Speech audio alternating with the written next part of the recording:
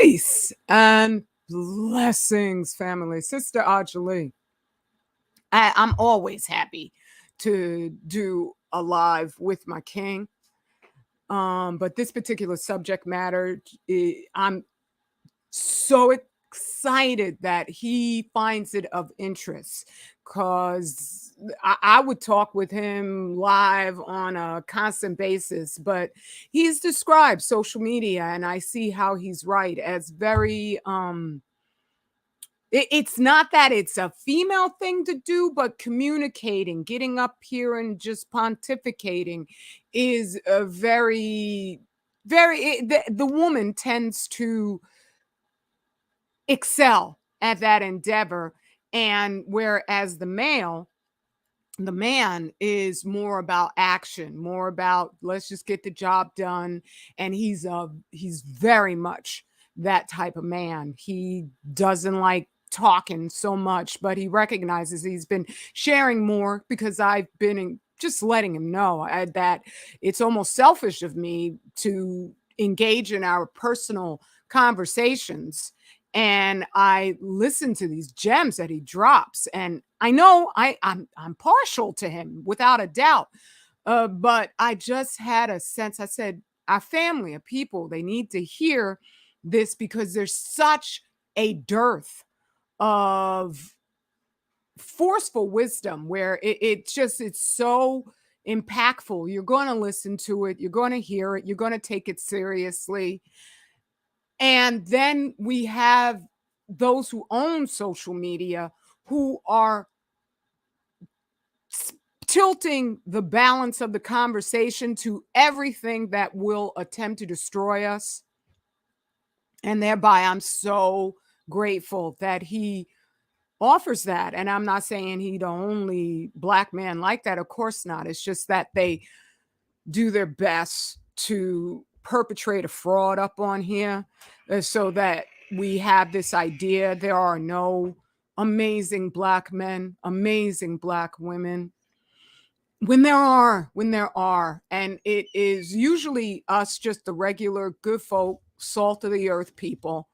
We don't do this. We're not interested in fame or fortune or any of that sort of stuff. And so it if it weren't for a war, both of us, we wouldn't be up here at all. So I'm grateful. I'm grateful that my king shares.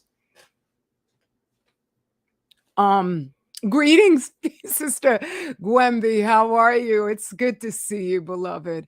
And anyone who's coming in, I'm gonna just, before my king joins, I'm gonna chat up a little bit so that we can get as many people coming in as possible. This was sort of a impromptu type of thing, but I had enough time to put a notification up that in a couple hours we were going to do a live. So in the meantime, I want to let people who have ordered my soap in the past, I will be sending you out a gift sample of my new soap, and just a small, not a whole full size soap, but just as a thank you and to announce the reestablishment of me offering my handmade soap and also the lip balm. Lip balm is phenomenal. As a gift for your donation, and hopefully you'll be able to go to one central location and order the soap all on your own, which is a wonderful thing. And I always have my books that are available on 25,000 year cycle. For me, that's the place to go to order the books. If you want to read the reviews, go to Amazon, but make sure you read the written reviews because there's people who will come in and Amazon allows them to leave a star review even if they've never bought the books. And that's why right now, this Black, the first in the series, that would have all 5 stars. But there were a load of people who just came in and just hit 1 star, 1 star, 1 star, and none of them, not a single one, is a verified purchase. Any verified purchase is 4 to 5 star reviews, and only 1 4-star. Everything else out of 70 something reviews, 60 something reviews, all 5-star. And then This Black Nation, 2 reviews, all 5 stars. Furnace of Affliction, all 5-star reviews, is one brother because the initial published copy had some typos in it. I fixed that. But even that's a good, wonderful brother. Brother Jirake, I do believe is how you pronounce his name. So that's a mighty brother. He just came, he bought another book and was sharing it with his family. So yeah, you can read the reviews there so you know I'm for real. Go to 25,000 Year Cycle so you can verify my king is super for real, so that you can avail yourself of his extremely well-searched, well-researched and investigated and tested remedies that he has. He has everything from underarm deodorant to another product that he calls Blackwood, which will give you testicular fortitude literally. There's a lot of brothers suffer from just the ravages of eating the wrong foods. So yeah, we're building, we're working on all of our behalfs because we're just as sick of this lying society as you are. And one of the lies is how there's so many out here blaming Black women for everything. And the way that my king puts it, I just was like, yeah, we need to hear his insight, his analysis of what's going on. And I'll just add my little 2 cents if I feel like it. But this brother, he needs to just let it go. Peace, family. Just I think it's an important subject because a lot of men and women are blaming everything, the destruction of the Black community, at the sisters' feet. Mm-hmm. Really, generally, that's what you're doing. I mean, and unfortunately, it also seems like the woman is the only one out there screaming at the police. You know, she takes the lead in all the action a lot of times, as far as, you know, responding to the brutality, out there advocating for men. You know, she's doing all of those things, but she's also raising the children a lot of times without any help. And it goes back to that Bible verse. Children are their oppressors and women rule over them. All right. This is almost like they're talking about our communities we live in now. Because we let the children run wild and the women are taking the lead. Because we let them take the lead. Now, if you have a responsibility and you abdicate that responsibility, you give up that responsibility, do you have the right to criticize the person that has to step in and do it? I mean, it's really a simple question. If you advocated your responsibility to do something, are you going to go and criticize the person that did take up that responsibility, even though they might not know what the hell they're doing, or do it to your specification? How would you look doing that? Right. Look like an idiot. And that's what we got. We got a whole bunch of idiots running around. And it's worse than that. We got the people that stepped in and that's taking up the responsibility, was advocated, blaming themselves for messing it up. You know what I'm saying? Well, how do you mean that? The women who take up the responsibility of running the families, they blame themselves for the family falling apart. Oh, exactly. That's my point. That's so true. they're stepping in to fill a gap because the man is MIA. You're missing in action. You're missing in action in the community. You're missing in action in the household. You know, especially now with the video games and the sports and the getting high, the man is damn near absent from the household as far as giving instructions, leading by example, being a guide, being an example of righteous conduct. You know what I'm saying? An example of discipline. Yo, you lagging behind all of that. And they've made the, you know, distractions and the, you know, failings seem as if that's just so much more attractive, so much more easier to engage in than it is to build yourself up. They made that seem, and it is easier, but they've made it seem as if there's no rewards. It's an impossible goal. No, they've made reclaiming yourself and your family an impossible goal. That's what you're trying to say? Yeah. Because the games are very possible goals. That's why you keep playing them, because because you're going further and you feel like you're making success in the virtual world. And you can feel like you're spinning your wheels in the real world. You know what I'm saying? That's true. It's just like the drugs. The drugs make you feel crack was great because it make you feel like you accomplished something that day.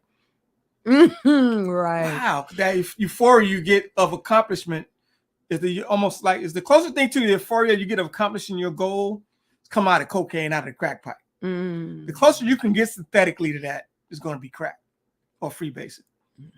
All right. And there's nothing in comparison to actually achieving your goals. But it's a lot easier to attain. Right. You know what I'm saying? Right. Achieving your goals is the greatest high you're going to get. The greatest motivation you're going to get is achieving your own, seeing your things you want to happen come true. Oh, yeah. But but you got a situation where a man can't see these things. He's 40 years old. All right. And the highlight of his life was in high school. That's somebody that's he's got a problem. He got a big problem. Right. Matter of fact, any grown person that the highlight of their life is in high school, then they've got a big problem. They got some real soul searching to do. You know That's true. And I would you're say supposed to get better as you get older. Things don't get worse as you get older. You're supposed to become got more wisdom, supposed to make better decisions, you're supposed to see greater benefit, greater growth and development. High school is not the apex of nobody's life. Unless you live in in a movie. Well, see, that's where also you died in high school. My point is that, like shows like The Simpsons, where they belittle the importance of the father. The bumbling father, yeah. That's the goal. Yeah. A lot of these comedies have the bumbling father, yes. Yes. And that sort of, nullifies and diminishes the significance, the integral role that the man plays and how he is so well suited to performing that role, because my dad and all the men that I admire, they have a profundity that is take no prisoners, whereas, and I'm not saying that women can't be profound, but we are more tendency to placate. And so when we see things going wrong, we try to reason it away, rationalize it. Whereas a man, if he's solid, he's just going to know that's not allowed. Yeah, well, I mean, if you look at recent history, the reason the man was the head of the household based on this society was his ability to be a wage earner. You know what I'm saying? So when you take away a man's ability to earn a wage, or not even to get paid to work, you take away his ability to have respect in the home, as far as these people are concerned. You know what I'm saying? So when when you're not the major wage earner and she's earning all the wages, or she's making as much as you, working as hard as you are, then what role do you play? Right. So based on the standard American way of life, the man's role is very limited. You know what I mean? It's limited to economics. So when the economic situation, she don't need you for economics, then what I need you for? You know what I'm saying? If you can't, and if I need you for economics, but you don't know nothing about money, and you have to come and bring the money home to me so I can tell you what to do with it, what I need you for? You know what I'm saying? Right. See, a man without knowledge is a boy. You ain't got no knowledge or nothing. You can't do nothing. You're a boy. You don't know how to handle money. Don't know how to keep work. You know what I'm saying? You don't know how to lead spiritually, mentally, economically. Man, go play games, bro. And that is really critical, because I do believe that role of thinking of the man as the breadwinner, and it's true, but at the same time, it winds up undervaluing his other functions in the family. Yeah. He does. No, he does. But does he know he does? But that's he educated in them. But that's what I mean. Is that nobody really understood. If that very important first building block of the role of the man in the family is taken away, then you might miss the fact that there's mortar in between those bricks, if you take away such as just his foundational authority. Yeah, I understand where you're coming from, but I mean, if you take him out of if he's not in the equation, there's nobody to show these things to the children. You know what I mean? Yeah, that's what I mean. So I mean, if he's not there. But if he was growing up in a household, he didn't learn it. What's he supposed to do? Right. These things have to be learned. They don't teach this stuff in school. Right. And the woman too. Yeah. So I mean, everybody has to learn. You takes a man to make a man. It takes a woman to make a woman. You know what I'm saying? That's why we almost need these civilization classes like we used to have back in the day, where we can educate our mothers, our sisters on motherhood, and our young men on fatherhood. They have to be educated. We need classes like that, literally. Right. All right, because nobody knows no more. Nobody knows. But if they ain't on TV, we don't know what to do. You know what I'm saying? Nobody knows anymore. So and everything is so fluid now, as far as who anybody is. They've made everything so there's so much uncertainty. There's so much information and so much uncertainty. Know what I'm saying? You're inundated with energy, you're inundated with information, but you're also inundated with uncertainty. And so it's almost like you've got too many choices, so you don't make one. Right. I kind of agree with everybody. Like, what the hell does that mean? I kind of agree with everybody. I can see what the feminists are talking about. I can see this one talk. You can see everybody. You can see what everybody's talking about, but you can't make a decision for yourself.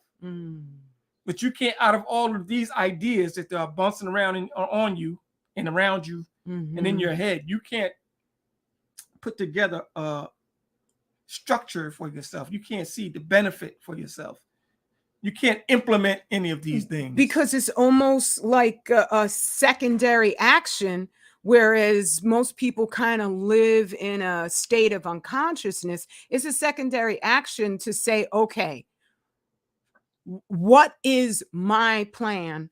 And then to apply a standard of what's my best action as the sex that I was born to be. That's I think you're right. It's a lot to ask. And man, I mean, it's tough now, man. See, everybody's come up under MK Ultra training now.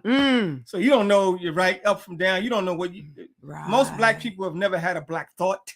Right. Literally, you never had a Black thought. Literally, even if you think you conscious, quote unquote conscious, a lot of you have never actually had a Black thought.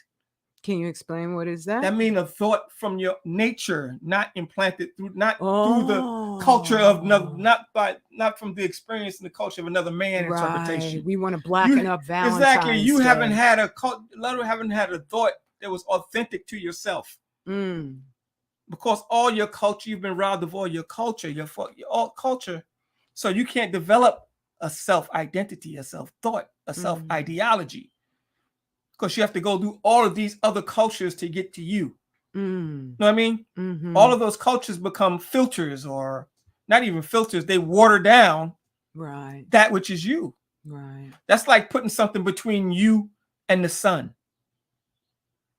You can't put nothing between you and the sun as a Black person, because your melanin, your skin requires that vital D to function properly. Know what I mean? Yeah. So you can't put these cultures between you and the truth, because you ain't never going to get there. So you're blocking all the UVB and the UVA radiation. All the radiation has been blocked because you're trying to look at these things through this culture, and that's why you can't get what you need to get. Right. So even this is the wonderful thing I love about looking at things realistically, is because it immediately just trumps the talking points of those who insist that there's a gender war going on. Like I will just hear people say, well, but the Black woman needs to be corrected. But at the same time, corrected in what structure? Because it's such an open sift that things are just pouring out the same impurities as we've got within. So I think in the middle of all of that, this blaming of the Black woman, and the reason why I'm so grateful you wanted to speak on this is because I see it escalating. Yeah, well, it's about like I said, like we said, it's a matter of abdication of response. Any man ain't stupid enough to blame a black woman. Ain't no real man stupid enough to blame a woman for his problems. It's like, bro, you really need you need to check up if you blame a woman for any of your problems, because you've made your own problems. Not taking on your responsibility makes your own problem. Not having knowledge of self gives you problems. All these things, all these problems you say you got with women are of your own making. Because when you have a proper knowledge of self, you have a concept of what manhood is. You make a better choice in women you deal with. All right? It's really that simple. See, you can't be a righteous man choosing Horus to be your woman, to be your wife. Know what I'm saying? Right. That's a disconnect there. I fell in love with a stripper. That's a disconnect. No. If you want to be a righteous man, you got to hang out. You got to have a woman that's righteous. And you have to know that when a woman's not righteous, that you got to let it go. If you think that, if you quote unquote want a righteous woman or a God-fearing woman or someone just is in line with the nature of reality. You know what I mean? Right. It's in line, that's not into all of this materialistic culture, not interested in putting her body on display, seeks knowledge, wisdom, understanding, wants to study, you know what I'm saying, wants to eat right, wants to raise healthy babies, don't want the white people involved in all their activities. If you want a woman like that, you ain't gonna find them you going to the wrong place to find them. That's true. Obviously, because either you got to find, because we don't come like that nowadays. We have to grow into that. Right. Know what I'm saying? Right. They don't come like that. You have to grow into that. So if you're like that, then you can find like-minded people to grow with. I have to expand on what you're saying because it's so profound in that, I think I don't want to go into our own personal like relationship, but at the same time, it's a process. Sometimes you're going to find a predominance of the opposite sex that's mentally out of balance. I think the most paramount thing is for the sister. If she is, really focused on building, on doing the right thing, do not think that you can change the man. That's right. And as a man, you got to know, you got to choose the right piece of wood for the chair. Know what I mean? No, you got to know how to choose you have to know how to choose a woman. You can't, you have to understand. You have to understand people's character. You got to have wisdom, all right? You just can't be going to the supermarket, taking a bite out of every apple until you find the right one. You go to the supermarket, all the apples got bites in them. You know what I'm saying? Like, what the hell is this? Because if you really know fruit, you ain't got to bite it to see it's fresh, right? If you know how to choose a watermelon, you tap it. That ain't the way to choose a watermelon anyway. If you know fruit, you know how to put your hands on fruit and examine it and like, okay, this is a good piece of fruit. Right. And once you got that down, you ain't got to bite every piece of fruit to find out if it's ripe or not. You know what I'm saying? You have to know who's spoiled. Like, yo, she's spoiled, bro. I'm not talking about spoiled like a child, but spoiled is ruined. Right. By this culture has ruined her. It's going past the European ideology has ruined her for herself and her own good. She's ruined her.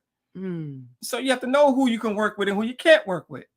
It's not about blaming her because the woman does not hold the ideology of the nation in her. That's the man's job. So you've abandoned ideology and identity, and you gave her no ideology and identity other than what the Europeans offer. Then she's not yours. So she won't look to you for leadership.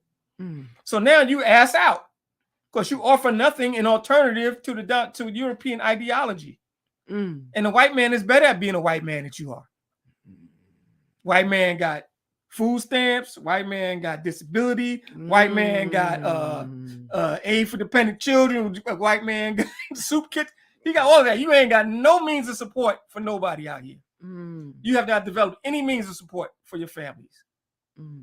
The church. So that there's a the church, other than church, which is usually run by women. Right. You know what I'm saying? Right. So my point is that you've abdicated your responsibility as a man and you're blaming somebody for not doing what the hell you supposed to have been done. Right. No, so not acting right or not listening to you because you ain't really worth listening to, dude. Don't you understand? Right. She don't listen because you're not worth listening to. You're not saying nothing. You know what I'm saying? You're not bringing anything to the table. You're not bringing the structure. You don't have a judicial system. You don't have a complaint system. You niggas don't have a complaint system for somebody. We got a problem in the hood. We complain to. You gotta go to white man and make your complaints. You know it, right?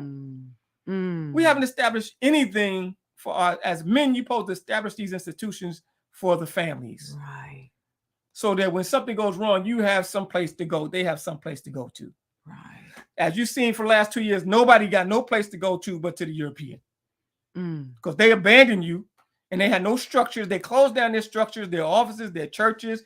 Everything got closed down. And you where you go to for support? Your open enemy. Right. Duh. And you blaming her. That's the hard You truth. blaming her because you ain't do shit. That's why you blaming her? Right. Or maybe you so dumb you don't even realize you ain't do nothing. That's even worse.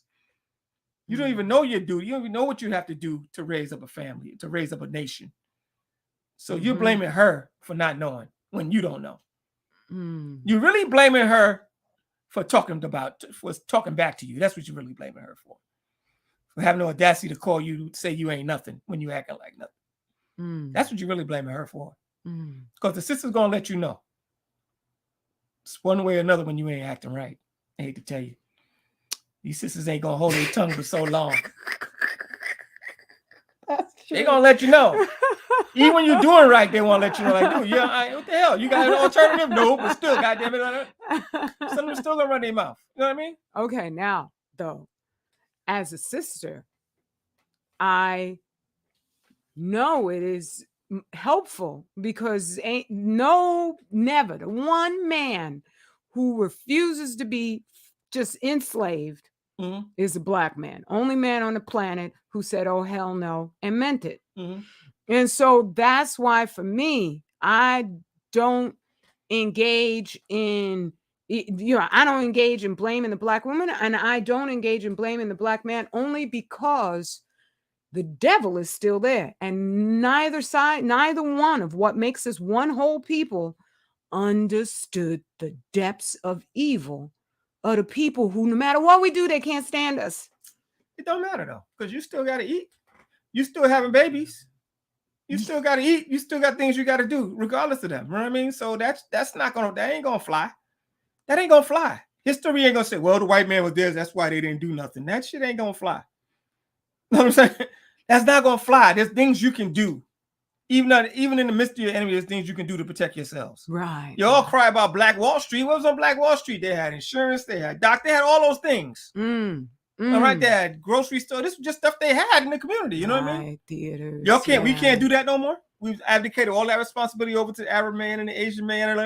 Yes. Well, but it's like with Franz Fanon, I think was his name, who married the white woman at the end of it all, had said that's their tactic, is to pick selective Negroes who yearn for material acquisition, and then they just propel them up to prominence so that we think that's it, that's the way to be. And so I'm just, I do want to put in there how insidious they are. It's because they're separate now. Before they were local. Now they're separate. When you get rich, you move out the hood. You couldn't move out the hood back then. You was on a hill in the hood, but you were still in the hood. You know what I'm saying? Black folks poor and rich lived in close proximity to each other. They couldn't move out the neighborhood like that back in the day. I mean, you can now. So that distance creates also some disconnection also. Oh, yeah. As far as the seeing how people operate, seeing somebody operate a business, seeing a black man, but still, like I said, this is not like it's been going on a long time. We had businesses. Even when I was a kid in the 70s, we used to have black stores in the hood. You know what killed it? Integration. We didn't integrate. No, I'm saying after. I'm talking about that was after integration. We had little black stores. We had a few. Yes, but it's just attrition. And also, the commercialism makes it seem as if you want to go to Macy's. You don't want to go to mom and pop over here. And you can't keep up with all of that. You can't keep up. And the redlining of the banks. Prices. Yes. Prices. That's because what they do out here Walmart has destroyed most of the little stores. Oh, There's even most cities. There's very few little hardware stores. Yes. In cities like outside of New York City. Even if it's run by somebody non-black. Yeah, it's hard to find a hardware store. You got to go to a mile long place to buy a hammer now. There's no small places to do anything in the neighborhood. Right. So they have literally destroyed a lot of businesses in our communities just by virtue of upsizing and making things so expensive. I can't keep up with Walmart's prices. They get hammers for $2. I got to spend $4 a hammer, and then charge you $5, $6. Right. Now, if you got a car, you driving right to Home Depot. You driving right to Walmart. Unless you just need something for I got to have a hammer today. Guess I go get robbed by Joe. Who paid 4 times as much. You know what I mean? But it's tough. The economic situation, business situation is different now. So there's not a lot of mom and pop stores generally for hardware. There's not too many mom and pop stores for hardware or for auto parts, things like that, that they used to have back in the day. A lot of those places are gone now. Right. Replaced by the national chains. Because our businesses will always operate on a thin line of profitability. Of course, yes, they do too. We go they get out. Government subsidies. Yeah, they do too. But we get, put into bankruptcy even faster.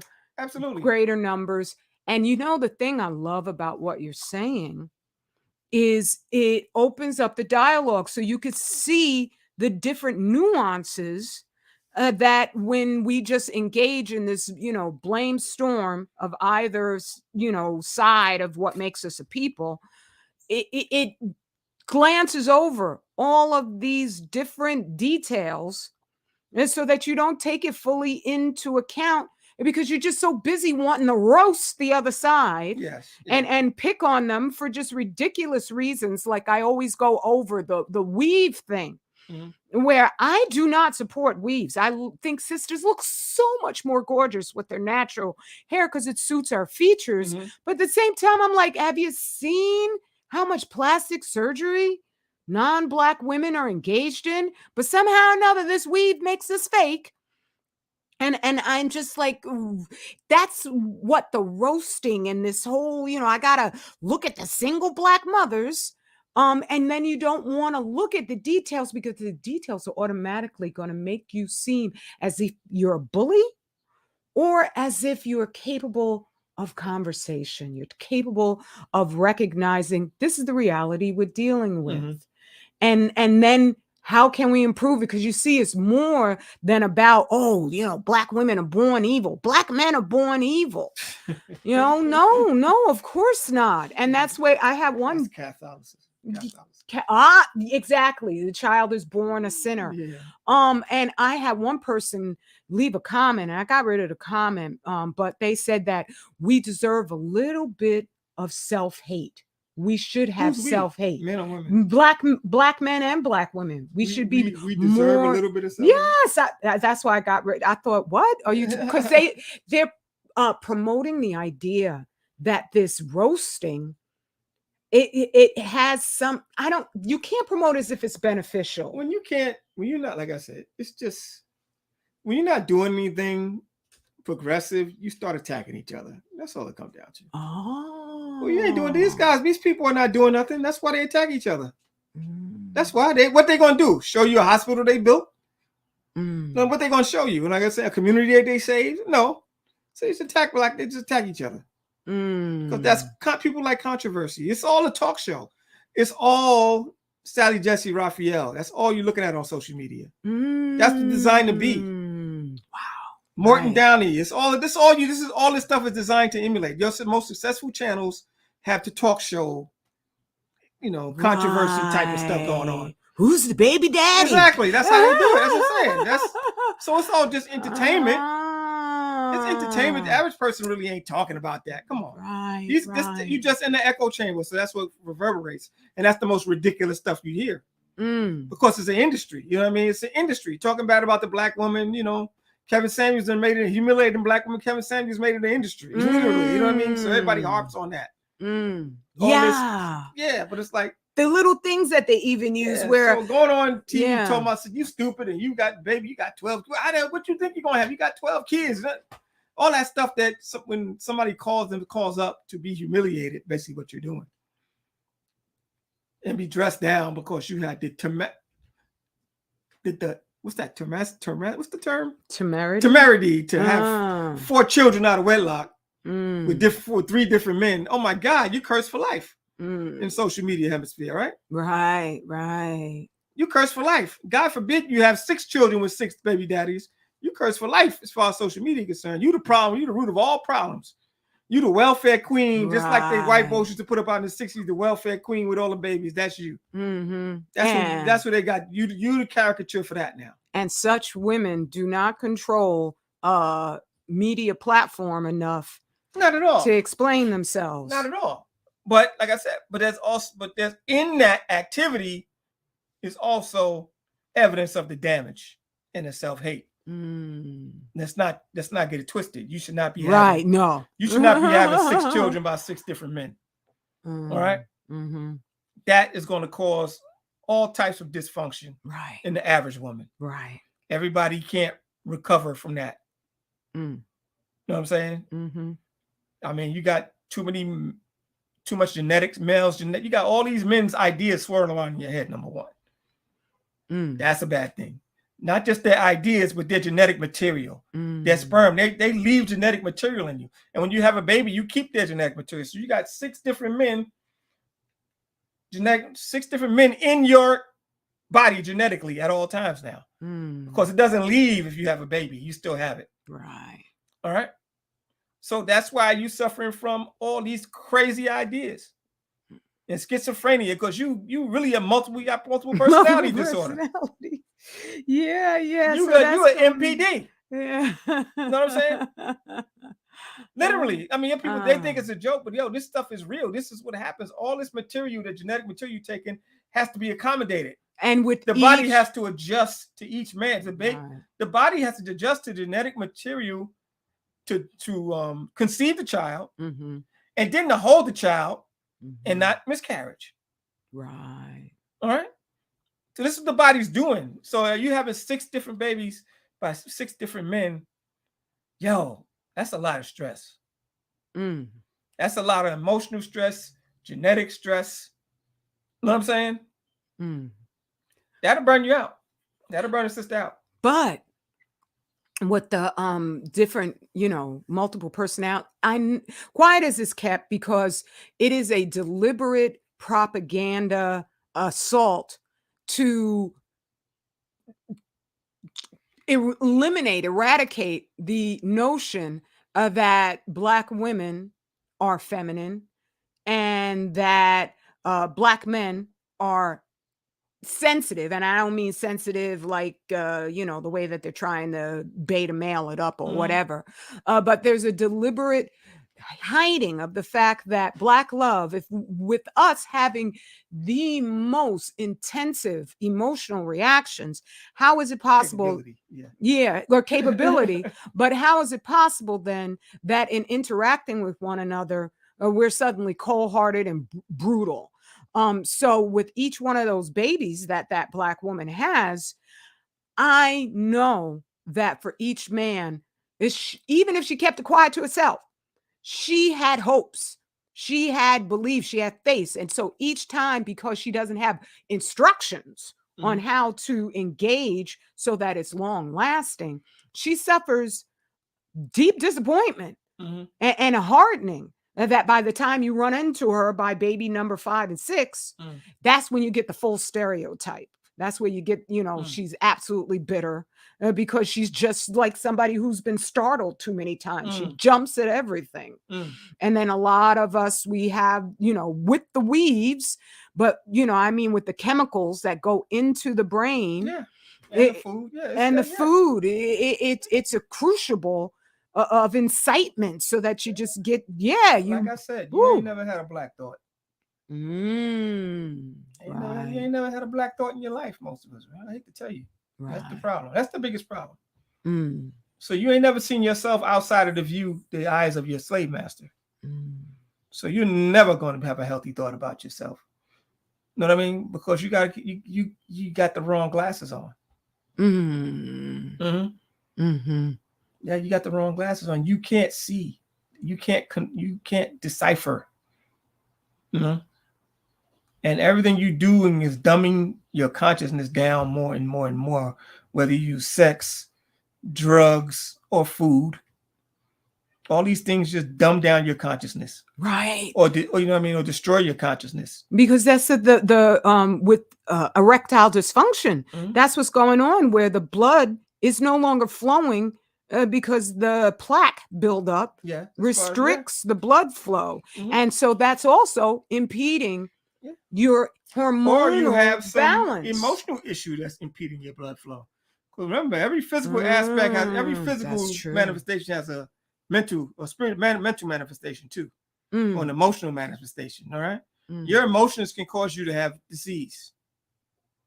That's true.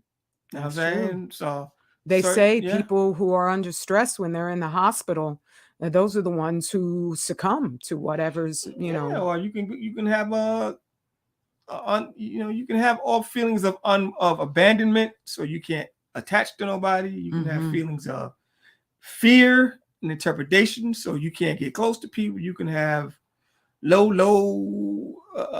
I mean, it's all these things. You could be a stiff personality, not taking any information, so that's going to have a physical manifestation.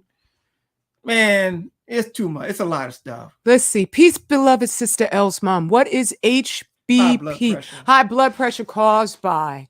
Oh, that it's caused by multiple factors. And salt, if you're using table salt, it has glass, silica in it. And that's not digested, and that can cause rips and tears in your blood vessels, which the walls of the blood vessels and the arteries, and then the cholesterol. That's why they falsely accuse people of having high cholesterol, but the cholesterol is used by your body to keep you alive. The problem is that it's nutrients around the body. Yeah, it's a carrier. Isn't there you go.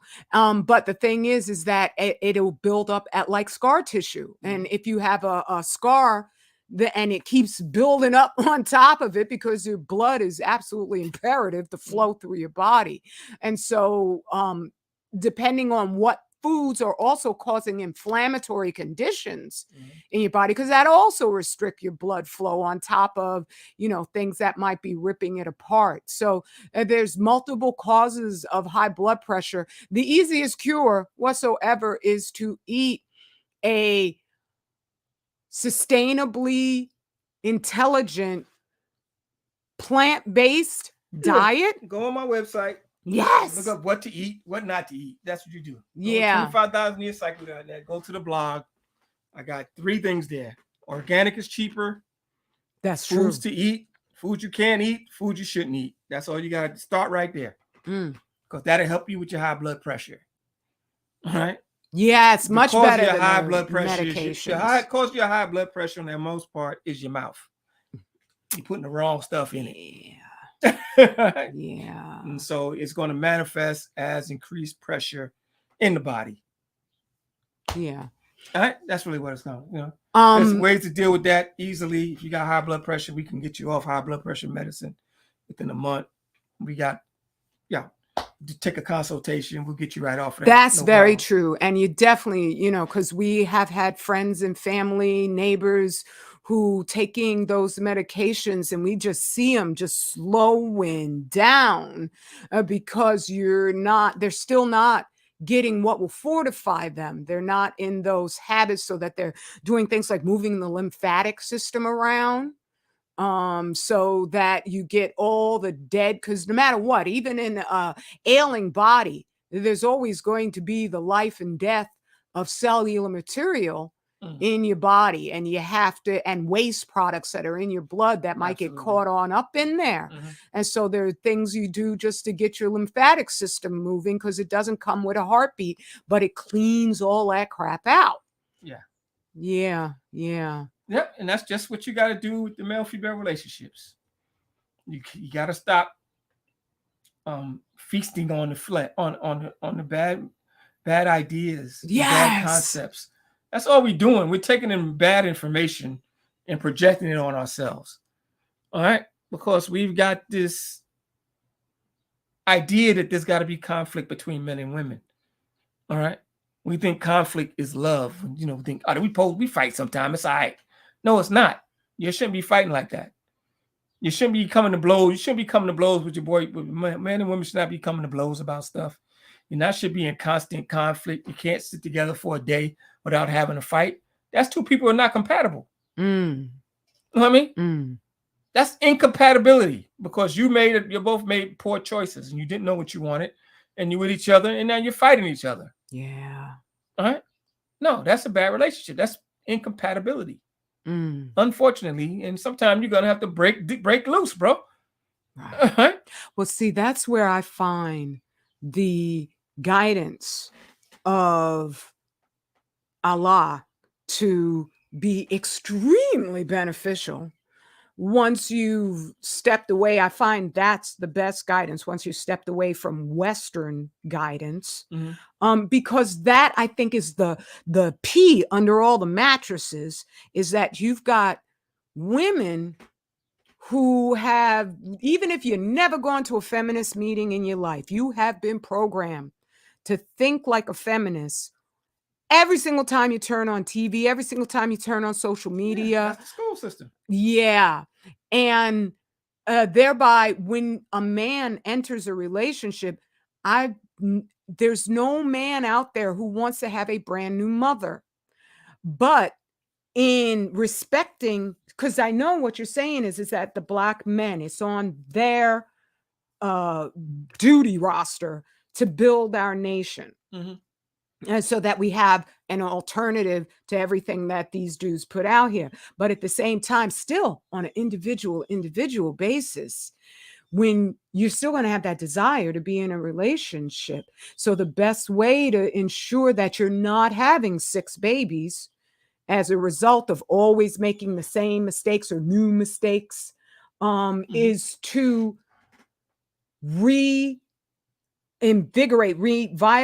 the nature of femininity and the respect for masculinity and what that is at the core. Yeah, what is that? Yeah. See, but those are good questions, because that's the guidance. What is that? What's masculinity? You know, what's that entail? You know, that's the question. What does it entail? Well, I could tell you what it does for me. What it does for you is nice, but I mean, what is it for a man? You know what I'm saying? What's masculinity for a man? You know what I mean? Puffing your chest out, talking loud. I mean, like I said, we got to reevaluate everything that we've been taught because it's not working. You know what I'm saying? So masculinity, quote unquote, has to be reevaluated because it has to be productive masculinity. If it's not being productive, obviously it don't work. Right. So it's got to be productive. So if you have masculinity, it should be evident in your relations, evident in how people react to you. It's evident in your family. I mean, those things have to have evidence of those things. You know what I mean? You got to show evidence of these things. And we just need to understand as men that can't nobody take your place. All right. And as long as we keep abdicating our responsibility, then we ain't got no excuse to blame anybody for anything. Right. All right. Unless you got a woman that's stopping you from being in charge, then she won't let me. No. Right. No, she won't let you. I mean, you won't let you. If you're in that much conflict with that person, if they don't trust you, that's what it means. I don't trust your judgment. That's what she's saying 9 times out of 10. I don't trust your judgment. See, now here's one of the traps that happens is because you both parties, when they're going on one of those dates, will be on their best behavior, and both of them will more than likely be following the Greco-Roman concept of how you impress the other. That's why you don't need a date. Like I said, that's why you don't need all this dating. Is stupid. You don't need to do all this dating. You need to learn how to ask questions, honest questions, and give honest answers. That's what you need to do. Right. I ain't got to date you to know you. I can talk to you. You know what I'm saying? We got phones and stuff like you communicate. I ain't got to. But if I talk to you and ask you questions, I can determine what kind of character this person is. Right. So maybe then I might want to see you. You might be cool to hang out with. Know what I'm saying? Right. I'm not taking you out to see if you're cool to hang out with. Nah. That's a waste of money. Right, because you're gonna get all sparkled I'm up. not taking you out to see if you're cool to hang out with. You know what I'm saying? I'm talking to you and I'm asking questions to see if you're cool to hang out with. If we got something going on, there's some energy between us. You know what I mean? It ain't always got to turn into a sexual relationship, but it can be some chemistry. There's something you can learn from each other. You know what I mean? Right. What about the sex part? What about the sex part? What about what do you recommend in terms of sexual relations with somebody you just met? I don't recommend sexual relations with somebody you just met. That's stupid. I just want to hear you say that. How you gonna have sex with somebody you wouldn't even share a toothbrush with? Ooh, that's deep, right? No, I say, oh nah, I got my own toothbrush. Ooh, that's nasty. Yeah, exactly. Come on, that's silly. Right. Silly. You won't share a toothbrush, but you want to have sex. Like, dude. Think about that. Which one is more intimate? You know what I mean? Right. Man, that's a long way. You put that way in front of you put that right in front of the trip. That's why you never get to the end. That's why you never make it. Right. But that's way out that's way out front. That's gonna be way in the back. That's way in the back. That's not, you don't lead with that. You lead with sex. That means you leave with a pregnancy. That's what happens. Right. And I want to emphasize, because my king is just like putting it out there, and that's what I love about him is he just he doesn't mince words, but he's the head of this household. I submit to his leadership because he is so proven to be a wise and righteous leader. So there are those who automatically, and you could address this automatically, if a black man even knows how to get along with his mate, oh, you must be a beta male. You pee whipped or something like that. So they would describe someone like you who's like, get what? Along, man. I'm not gonna be with nobody I can't get along with. That's dumb. I don't see what's going on here. So when it comes to you, you have to get along with people in every other aspect of your life, but when it comes to your mate, you don't have to get along with them. Right. Wow. You got to get along with your friends. You got to get along with your brothers and sisters. You got to get along with them. But you ain't got to get along with this person you're supposed to be spending all this time with. Come on. Is that backwards or what? That is deep. That's so true. People, you have to get along. You have to get along with the people you want to be around. If we don't want, there's no reason to be around you if I don't get along. It don't mean I hate you. It don't mean nothing. We just can't work together. It's okay. Right. It's okay, man. Who wants to work with somebody they don't work with? You look on the job. And there's people you don't mind working with, other people you don't want to work with. I got to work with this fool again. You know, if you had a job, I need you to pair with such and such. Oh, shit. I hate this dude. Yeah, they pain in the ass. You know, it's like I gotta work with this guy. I gotta work with her. You know what I mean? Right. Why you want to live with that person then? That's so true. That's the hidden thing behind all this bashing back and forth, where I'm just like, when does the fight ever stop? Because you could just see, like Cynthia G, thank you everybody who's in the chat. I see you. I'm just into this conversation, so forgive me for not greeting your family. But Brother Yappa shared that Cynthia G just came out and said, I'm not here to heal Black men and Black women. I'm not here to make the Black man seem like he's what the Black woman can work it out with. I'm here to destroy Black love relationships. Good for her, because she's loveless. People that say that have no love relationships. You understand? You dealing with a whole. You got the mentality to want to be in front of people and telling them what to do all the time. Wow. Lends itself to a narcissist. Right. And a narcissist is the most self-hating person that you can even deal with. The narcissist hates themselves. They have no vision. Exactly. That's why they have to be in front of everything to act like they don't. You know what I'm saying? It's all a big front. It's all a big front. So you become the biggest ass, the biggest hole. You know what I'm saying? To try to make up for all these deficiencies that you know about yourself or you feel about yourself. It's Right. You're overcompensating. You know what I'm saying? Really, because the average person don't want to tell nobody what to do. You know what I'm saying? You want to go live your life, and you'll live your life, and we good. The average person ain't even interested in all that. You know what I'm saying? That's why you keep coming back to us. You know what I'm saying? You can figure this out. You can figure it out. The average person don't want to do all of that stuff. That's true. You have to force them to go out and try to do something. You know what I'm saying? Right. But these cats, they want to jump out and lead your ass like they born to lead you. You watch out for them cats. Because I remember I remember the minister said this. This is very, if you look at scripture, it's very true. Ain't none of God's prophets want the job. Right. Ain't no prophet of God wanted that. No, I don't want to do it. My brother better. Such and such doing it. Nah, ain't no prophet wanted that job. So anybody want the job? I'm looking at you sideways like, what? Right. Oh, okay. You want to put yourself out there. You want this? You want this job? Like, really?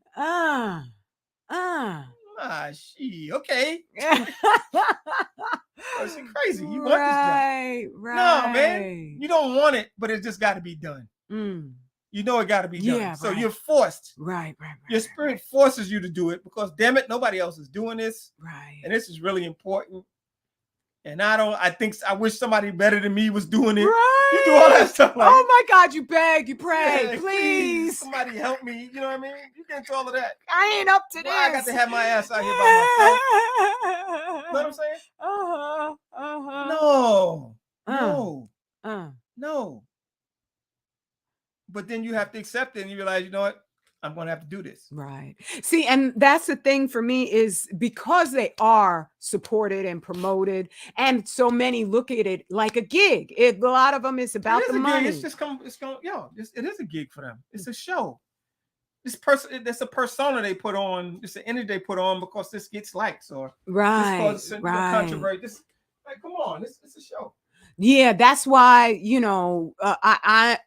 I know we have to be repetitive, even though that's another feature of this that makes me, that's why I can do fewer shares now. Cause I almost feel like I said everything already. I hope you were paying attention. I will continue. But there's certain things like even the swirler videos where I'm like, oh, look, another one got killed. I just like the argument has already been won by us.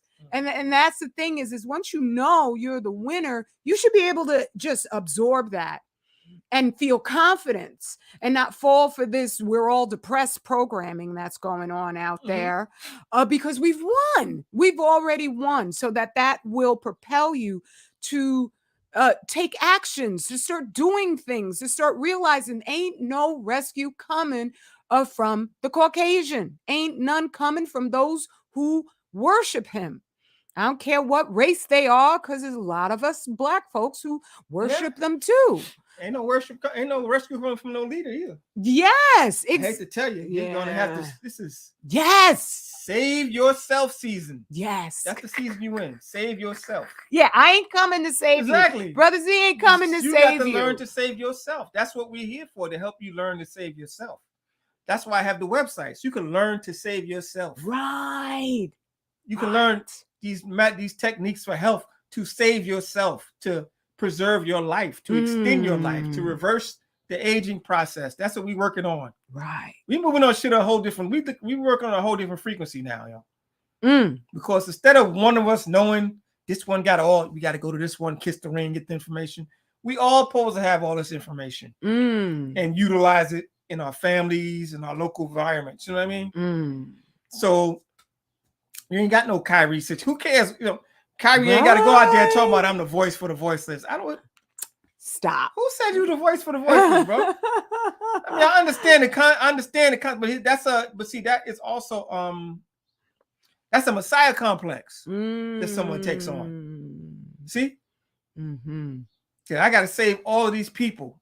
You know what I mean?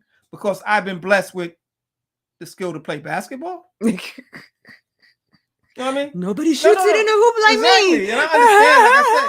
So it's too much to put on his head. That's the point I'm trying to make. It's too much responsibility for him. Right. You know what I'm saying? Well, for me, Kyrie is heavily compromised just because human behavior is very logical, even if it seems random. Mhm. And for him to have just like within a week come out with such a groveling apology, I look and I say, dude's compromised. And so I know they do want to who's the dude who was started the KKK and Albert Pike. Albert Pike. Yeah, where he said that we will pick their leaders for them so that when that one changes his mind and does something else, the average person is going to say, oh, look, I think I'm going to follow him because I don't know enough about this topic. Yeah. So I'm going to do what they do.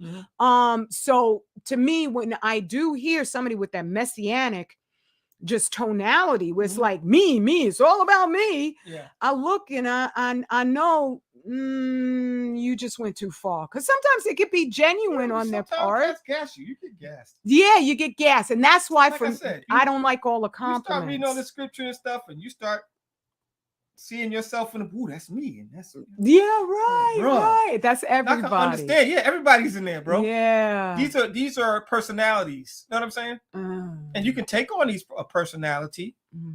All right. You can take on aspects of a personality. That's what we do as humans. We have aspects of our personality to fit the needs of the times that we're in. Right. All right. Because we're going to fill in these gaps. Whether you want to fill it in or not, the gaps are going to get filled in. There's no vacuum in space. All right. Space is not a vacuum like that. It's full of things. It's not empty. You know what I'm saying? Right. Space is full of things. Yes. Space is not empty space. Right. I mean, it is a vacuum as far as air, but it's full of molecules and atoms and gases and energy. It's full. You know what I mean? So when somebody dies, there's no vacuum. There's no emptiness there. It's immediately filled in. Right. You know what I'm saying? Right. Or when somebody gets out of pocket. Exactly. It's compensated for. We go right back to shape and form. It's compensated for. You know what I'm saying? Exactly. And that is the thing that I'm so glad you brought this up because it reminds me of just how many sites and places that just disprove this concept that this gender war is real. Like brother Mad Black TV, he did a share where he was going over his favorite YouTube couples that do reaction videos, and he had just 10 of them up in there, but there were so many that are all over the place. I was looking at all the different home cleaning channels that are out there. Let's see now. Actually, I want to ask a question. Search home cleaning videos up there, and this I've had it. There it is, comes up right away. Black Couple Revolution, and this is just one spot where they just have every single day. These are all different couples. We're believing the biggest liars. I shared a video yesterday that was put together by Each One Teach One, where they went over the history of the minstrel show and how it was developed by this Jewish guy named Mordecai. I forgot what his full name was. Mordecai Levy? Yeah, I don't know if it was Mordecai Levy, but then there was the other person, Abe Saperstein from the Abe Saperstein, right? Yeah. Who he was associated with Mordecai, and then he took that because Mordecai was jealous. All of these different free Black people, liberated Black people, and there were plenty of them all around the Americas. Always, yeah. And he was jealous of the fact that they opened up a theater and even the white people were going to it because Denzel Washington is not the first and most astounding Black actor there's ever been. We can emote like nobody's business.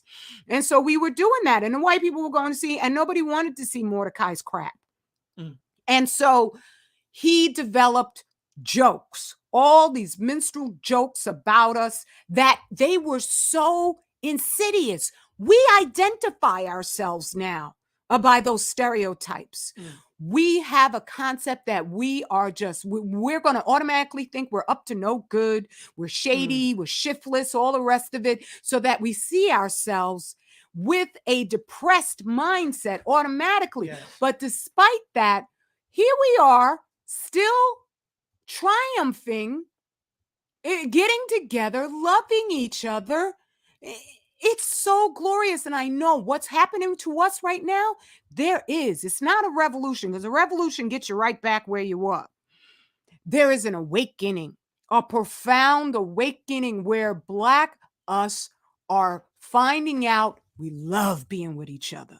Ain't nobody out there with the same vibe, the same just mindset, the same fearlessness of truth as us. I don't know how many swirlers I've seen. Once they get with a non-Black man, they're like, I wanted to find one who would, be more sympathetic to the problems of society.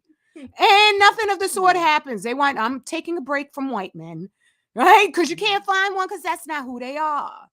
That's who we are. You got to be with us, and it's happening all over the place, and they're just hiding it. I mean, you just go, and most of these, they got multiple pictures, not just one, but multiple pictures, right? So it's not true. It's not true. And I don't see when these brothers and sisters post their pictures, they're not saying, well, she made me do it. I had no choice. She's just such a bi whatever with her and her weave. Can't stand them. Okay?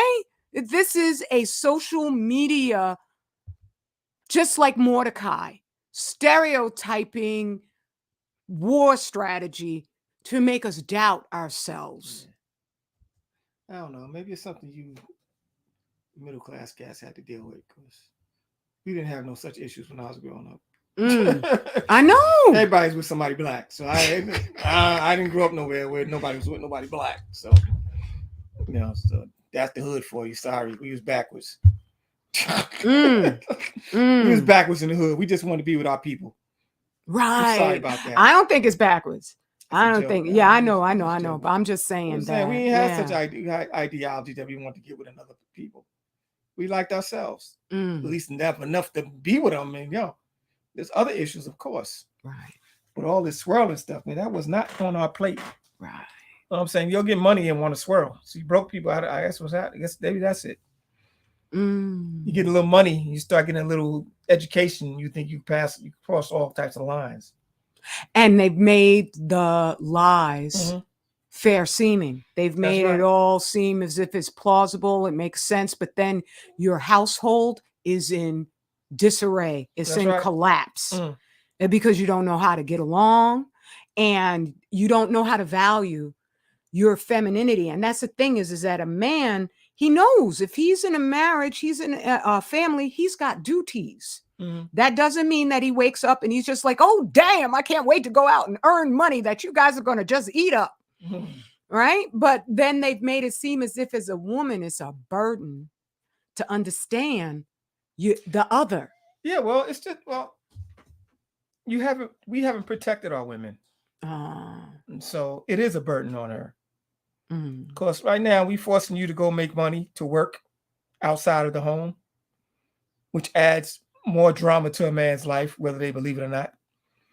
Because when she has to go outside of the home to earn a living to help pay your bills, right, then she's out there almost as a single person.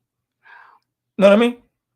That's deep. And vulnerable. That reminds me. She's vulnerable when you put her in that position. Yeah. If you want a woman to work, you have to find a way that she can work from home, from the safety of her own environment. You know what I'm saying? Literally, that's what you got to do. You have to find some way for her to work from home and use her talent. That don't mean that you got to do nothing menial. Just things you can do from home that are creative. There's medical billing. There's all types of businesses you can run. Sister can run from the home and be in charge of. You know what I mean? And not have to go out amongst the enemy and make a living. You know what I'm saying? Not be crushed on the train, trusting traffic. You know what I'm saying? Having little insults and jibes. On the job or all that nonsense you got to go do when you work. You know what I'm saying? Especially you grow up in New York City, you got to go on the subway, cats be trying to ride on your ass and pinch you. And, it's crazy when you went to the women out there. You know what I mean? And then you wanted to come home and be ready, be sexy for you. You know what I'm saying? Yeah, do it, baby. Yeah.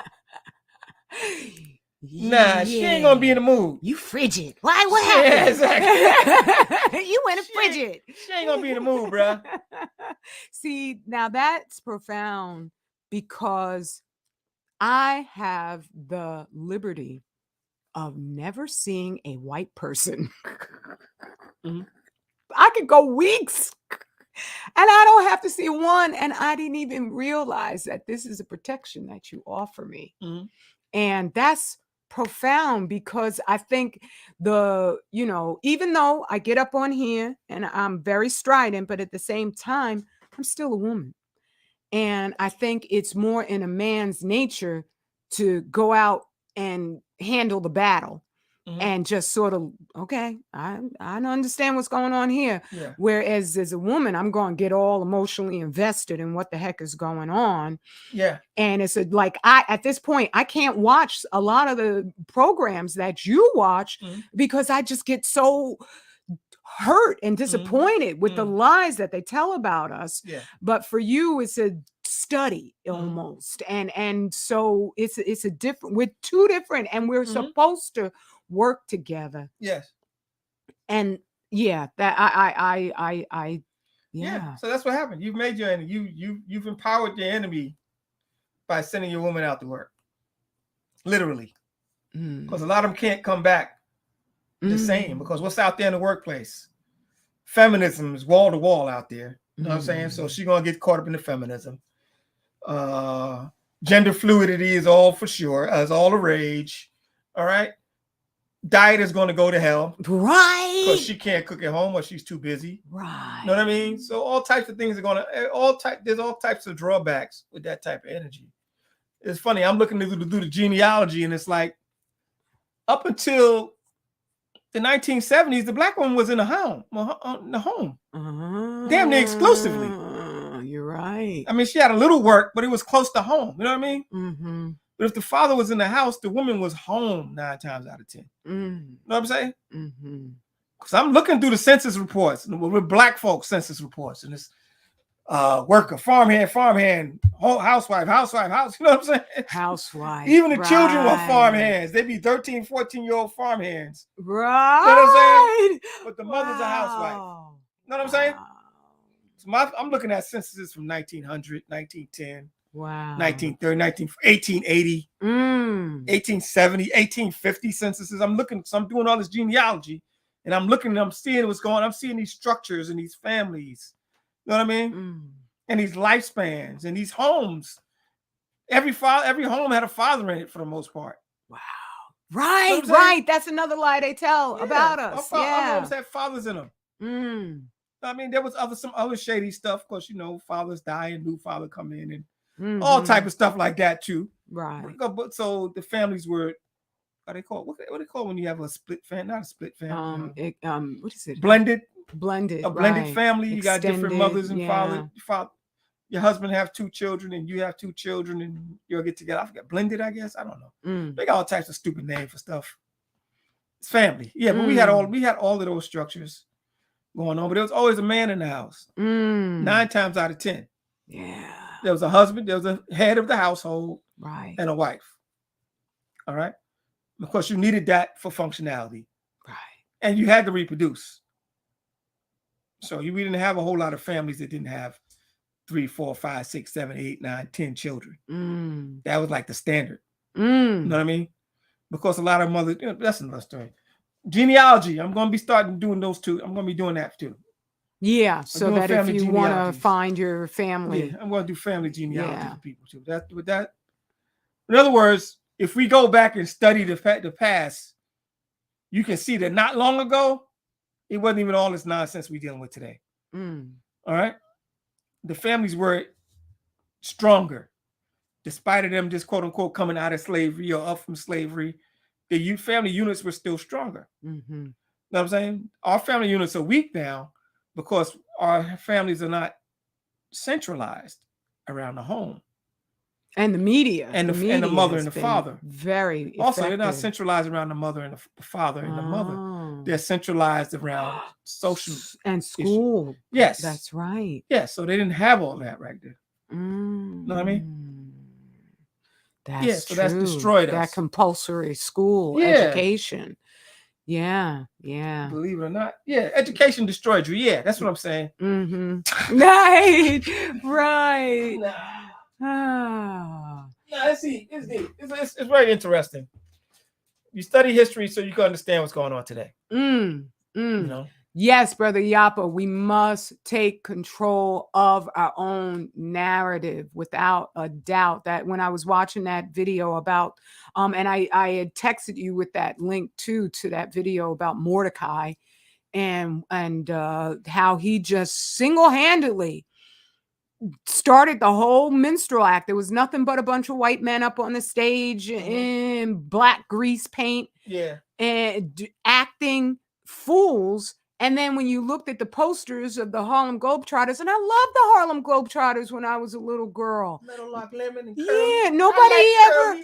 That's the whole thing. These things can become normalized where nobody ever explained to me that they were exactly imitating Mordecai and his stereotypes and his jealousy of our success entertaining each other, because these black theaters open for us. It's just that the white people, they weren't indoctrinated to automatically just think that we weren't human. They may not have liked us, but they didn't have these stereotypes readily in their minds to bash us with. They just saw us as black people. So, okay. And they wanted entertainment, and the tickets were less expensive. And so they went to see us perform, and word got out. But Mordecai was jealous. And so, yeah, that's how these things get started. And next thing you know, so it's like, you ain't got to go to the black folks. We can bring black folks to you.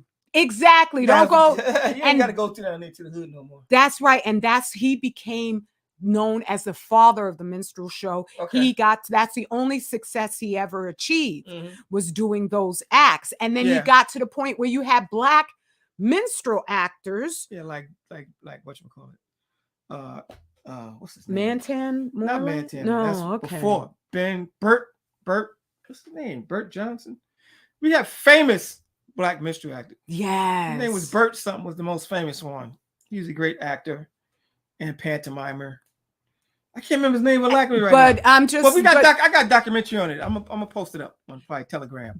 But there's a movie called Minstrel with Glenn Turman. Yes, I saw that. Well, that's Watch a good that one. But what's his name? Bert. I don't know. I just want to do. But anyway, but you talked about the minstrel show. I wanted to go into that. Yeah, but as it started to be protested enough that was exposed as Bert racist. Williams, that's it. Bert Williams. Yeah, okay. Thank you, brother Williams. Jet Black and Dark Blue. Yeah, Bert Williams. Okay. As it started to wane in popularity, you had black minstrel performers who were really upset about that, who kept on doing it because they didn't know that was their money. What you gonna do? They started a trend. And vaudeville, that's vaudeville. All right, so people weren't going to the movies until really the movies weren't really big until like the 20s. Right. So between the 60s and actually, I think vaudeville went up into the 50s technically. Right, vaudeville, it did. These were these acts that would just play at these little local theaters, and you have 100 people coming on 10 minutes a pop doing little tricks or whatever. That's how you got the lady Come Up and See Me Sometimes. She was involved. Mae West. Right. That's how you got the guy W.C. Fields, the Marx Brothers, all the the Marx Brothers. That's how you got Chico and Mark. That's the Marx Brothers. Yeah. And the other group came up through the other comedy group. Was it the Three Stooges? The Three Stooges. Oh, were they on vaudeville? Everybody came through vaudeville. Everybody came through vaudeville. Everybody came through vaudeville. Okay. All right. Bert Williams, vaudeville. Right. Florence Mills, vaudeville. Ziegfeld Follies. Yes. Right. Everybody came through. All these actors, a lot of these actors, famous actors, actors came through, especially the comedy ones. Right. They came through vaudeville. Right. And you had to be able to be quick. Yes, because you didn't have enough time. Right. Exactly. Quick, make it explain, get out. Get it and quit it. Even Sammy Davis Jr. He was a little young. He started out when he was young. He started out as a vaudeville type of act. Yeah. Or Chitlin circuit for them. Yeah.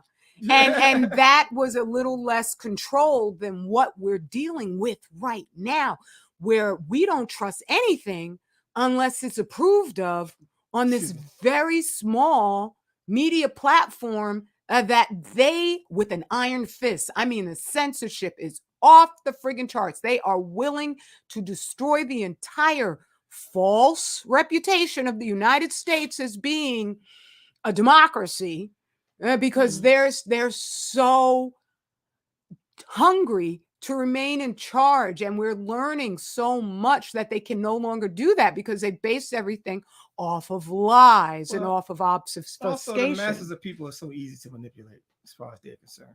Oh, yeah, that's what they hope. Yeah, but I think there is it's in different levels, but I do believe there is an awakening going on that they're hiding. But they realize they don't have to do everybody. You just got to get key demographics to make the shift. You know what I'm saying? Because you got to make it look like it's a shift, even if it's not a shift. Right. You get key demographics. You get the East Coast and the West Coast. That's the only demographics they run. That's where the news is at. The news comes out of the East Coast or the West Coast, generally in this country. So whatever they're saying in New York and then what they're saying in California, you start thinking that's what they're saying across the country. But it's absolutely not true. But see, these are media capitals for a reason. Because they're easier to control. Exactly. No, so they project the ideology. Right. You know what I'm saying? And with the consolidation of the media from thousands into the hands of 5, 6, 7, 8 companies. That's it. There's only one tone they sing. And they all meet at the World Economic Forum. So they all see, they can just project one concise message throughout the whole country at one time. That's a lot of power. Yeah. And that's why it's just we have no choice. You can no longer wait for that one Messiah who's going to come and save us. It's going to be on an individual basis where we all just step away, renounce it all. The reparations check ain't going to fix none of this crap because they remain in charge of our perceptions of ourselves. Yes. And that's not tolerable because these people talking about friggin' bestiality and pedophilia. I mean, things that should never have even been broached as a subject. Demoralized people are easy to control. Oh. I have to demoralize you so I can control you. Right. You caught up in your vices. It's easy to control. Right. You're not thinking. You think about the next hit, the next fix, the next whatever you're going to do, the next urge you got. That's right. It gets to be addictive like that. That's what happens. Yeah. Oh, my goodness. You got to demoralize them to control them. I got to see if I could find an article. I'll just wait. That's not what I wanted to do. Because 100 years ago, you couldn't do this stuff. They wouldn't let this stuff on TV. You couldn't say it on. You couldn't even cuss. Know what I mean? Right. You couldn't do it at all because they were concerned about what? Morality. Oh, of course, they needed that to maintain control. Right. All right. They needed the image of morality to maintain control. Yeah, it's a trick. Yes, and they don't have that anymore. They don't need that anymore. Yes. Wow. Okay. I was looking for an article I just saw, but I'm not finding it. Where it's a study that examines the deep scientific parameters of addicting people to social media through hits and likes and this isn't something where it's a myth or a theory. This is something that they've proven. These are the ways that they continue keeping us distracted so that we just don't even think any further. Let's see. Now I'm trying to find. Okay. They changed the name on that. Presenting the screen. You don't even think any further than the distraction that's in front of your face. So this is the psychology that's behind some of these numbers. I know that also they will unduly influence the algorithms so that they're not genuine. And there are a lot of click farms out there that will then, because I remember that I saw that with Phil. I can't remember his whole name. It's wonderful. He has a channel, Diasporic African, and years ago, I was set up by him and others so that they could keep propelling themselves up. Before, as soon as the truth about his wife came out, his numbers were plummeting. I went to see his numbers plummet. And as soon as I think I did a share covering, I was like, oh my goodness, his numbers are going down. Like he was losing hundreds of subscribers every single 5 minutes. And then all of a sudden, it not only stopped, suddenly he started going up even further. And next thing you know, he had 1 million subscribers. And that had to have been artificial, because there was no way for it to suddenly stop in the middle of something that was exposing him for being duplicitous. And then everything's fine. And now I've got even more subscribers. So we're dealing with a controlled agenda that then just because you'll just forget. It's hard to keep remembering, oh yeah, there's a devil. Oh yeah, there's some evil people out there. Oh yeah, that's right. So I'll even like, look, oh look, I got these many likes. Oh look, I got these many views. And I could actually have more, I could actually have less. But the thing is that I'm relying on a control platform to give me a sense of, oh, job well done. You did good there, Sister Ajali.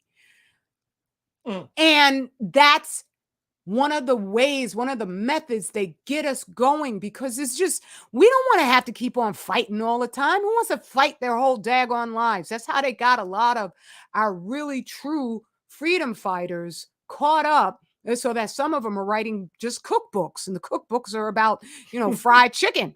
Leave Bobby alone. Yeah, no, sorry. But I'm just saying, is that after a while, you're like, okay, all right, I've slept on this park bench one day too many. I would just like to have a little bit of relaxation. And then they keep infesting us with this notion that relaxation is living in a 10-bedroom mansion. And it's not at all. So I'm just saying, we've already won. We've already won. They're just never going to admit it. And we just, each one of us, have to step away and definitely warn about Fukushima. That's gigantic, because for the whole world, they've always had this, like soothing supposition. Oh, it's just the Black people they hate. They're good to everybody else. And that's not true if you study Asia. Okay. But at the same time, other people hope that they're close enough to whiteness that the white people will overlook them. But you're not being overlooked now. If any of you are listening to this, I doubt that. But I'm saying Fukushima is global. These people have taken their bestiality to the level of killing everything on the planet. And so there's no dividing line at all. They've got, like in China, Xi, I'm quite sure he is down for the Illuminati, Bilderberg Group, Georgia Guidestones programming. And because he's not just trying to control his citizenry, he's killing them. And so that's the level of depravity that these folks have to have. So that's why I'm saying it. Like, we've won, but we have to put the winning into action. You know how you win at the jack game or the slot machine, but if you leave your winnings there, it don't mean a damn thing. You just spent like the whole friggin' day pulling a lever, and you're not going to do anything with your winnings so that you can invest them and grow further. Yep. It's your fault. But it's all of us. It's your fault. Nah. It's all our responsibility. All our fault. Stop that. Okay, good. Thank you. All our fault. Well, I don't think of this as our fault. I think of it as we didn't understand the devil. Bro, if you don't know, if you're not going to pick up your responsibility, you're going to leave it all on a Black woman, prepare to be disappointed the rest of your life. That's all I can tell you. You take on your responsibility, then you don't have to worry about as much disappointment, because you'll be part of the process now and not a bystander and at the whim of somebody who doing something because you force them. You forcing these women to take control. You forcing these women to take charge. Yes, and the European will encourage them because he controls their minds and their ideologies. That's all that's going on. You know what I'm saying? Because you have failed to inspire her with one. You know what I'm saying? You have to give a woman has to be given an ideology and an identity that she can pass on to the lineage. You know what I'm saying? Right. If you don't do that as a man, then she's going to take it from whoever's in power. She'll even go to the gym and get some strapping muscles so she can embody a little bit of that masculinity herself. Like I said, that's why you get stuff like the Woman King. I'm looking at the damn first 8 minutes. I'm like, oh my God, it's like a lesbian love fest here, a lesbian fantasy movie here. Like, what the hell is this? The Woman King. And like, yo, bro, it wasn't even trying to be subtle with the nonsense that was in there. Man. Yeah, that's one of the things where they've got many of us are fooled. It says 2/3 will pass away, and I know that's like precise mathematics on that point. But don't let because I know a lot of us are surrounded by family members who are completely clueless. Yeah, and you can't help them if we let them be, but some of them you just gotta step away. You can't be around people that don't want to grow. All right. If you want to grow, then you can't be around people that don't want to grow. All right. That means they have to, if they're not advancing, then you have to leave them behind. Yeah. All right. Family is not like that. Family is, you know what I'm saying, who's going your way. That's your family. Is we going this way and we down. That's the family. That's right. All right. We got to have a new concept of that stuff. You know what I mean? A lot of people are getting left behind. Or you're getting frustrated because you're trying to drag around somebody who don't have your ideology. Like, bro, that's never going to work. You're always going to be upset. You know what I'm saying? When you want to get something done, you got to start with the believers first. All right? Those that don't believe, then let them go on, grow whatever the hell they're going to grow, whatever they're going to do. Or go to some island and die off, or whatever they're going to do. Whatever they're going to do is going to die off. Because there's only one way to survive out here. Right. All right? So that nonsense most of our people is doing is just dead ends. I mean, because it don't come from Black thought. Like I said, you ain't got original Black thought in you. So you just reproducing somebody else's society with everything you do and every action you make. You're reproducing somebody else's and killing your own in the same action. Know what I mean? Oh, yeah. Your ideology is reproducing and growing somebody. It's like working for a company. Everything you do improves the lot of the company. That's the only thing you're there to do. If you make $1, the company makes $5. So everything you do is to improve the lot of the company. So that's the same thing with your thinking. If you don't have an original Black thought, every thought you have is improving the lot of the European, of the slave master. Right. You know what I'm saying? Who's the brother Amos Wilson. Amos Wilson, yeah. Yeah, he said that all these people coming out of these colleges and with all these degrees. Yeah, well, that's the Honorable Elijah Muhammad told you that. In the 1940s, he was telling you got all these degrees and stuff, but you can't put no bricks together and make a house. Know what I'm saying? You can't take some straw and make a brick from it. Right. But you got all these degrees, but like I said, we've dealt with over 110 years, 100 years of failure from the town to 10th. All right? Literally, over 100. What was that Pan-American what's that exposition? I forgot the name. Niagara movement. That Niagara movement. Right. That's the name. The Niagara movement. With, my man. Yeah. B something. Du Bois. Yeah. That's the first. Before you had an NAACP, you had a Niagara movement. And before all of that, you had these fraternities. All right, you call them the Divine Nine. All these things were developed. Postgrad, these high college fraternities and the big Negro postgraduate fraternity, which is the Boule, which is called, I can't remember the name of it right now. Omega Psi? No, not Omega. I can't remember the Boule's name. Their designation. But anyway, these fraternities and this postgraduate fraternity which was the Boule, and then they got together and they started, they started going up. Du Bois first came in conflict with Booker T. Washington, because Booker T. Washington wanted us to go back and do industry, and like, you need you need to know this industry. And yes, they to didn't grow want a community. us building. They're like, no, but Du Bois, who was educated at Harvard, educated, I think in Yale, educated in Germany. Watch out for these, watch out for these West Virginia niggas, man, because they're gonna mess you up. I'm just giving you a little tip. Watch out for these West Virginia niggas. All right?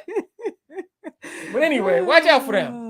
Okay. But but Germany, he came back with a whole philosophy of inclusion, basically. You know what I'm saying? And we want to work with our people, Was Hegel around when he was around? Hegelian dialect. I don't know. I don't know when the Hegelian dialectic started. Okay. But they had Franz Boas, and then they had the Germans had a whole ideology that they've been developing for years. Come to understand, the whole idea of rites of passage comes from the Germans. It's not an African concept. No. Really? Rites of passage, that terminology comes from Germans. What? Yes. Oh my goodness. Right. But anyway, they have a whole philosophy. In fact, your public school system, which was called the Austrian system, I believe. Yeah, it's a Prussian. Yeah, Austria and Prussia, the same company. So before there was Germany, there was Prussia, the Prussian Empire, and Austria was part of it. Austria the head, and you got Austria-Hungary. Then you had the German Confederation. Then Germany was developed in the late 1800s. Right. It was just little principalities. Yeah, exactly. Right. But the Austrian schooling comes from the early 1800s. Right. Because they got their butts kicked by Napoleon, and they wondered why. Yes. Right. So the Austrian and the German, these philosophies are German Jewish actually in origin, because a lot of their teachers were the Jewish. There are a lot of Jewish people in German intelligentsia. Right. A lot of Jewish people fought for the Germans in World War I. A lot of Jews were in the army fighting for the Germans on the German side. Yeah. Yeah, they loved them. They loved them back in World War I. The elite Jews in this country are the German Jews. The elite Jews in the United States of America are damn near always the German Jews.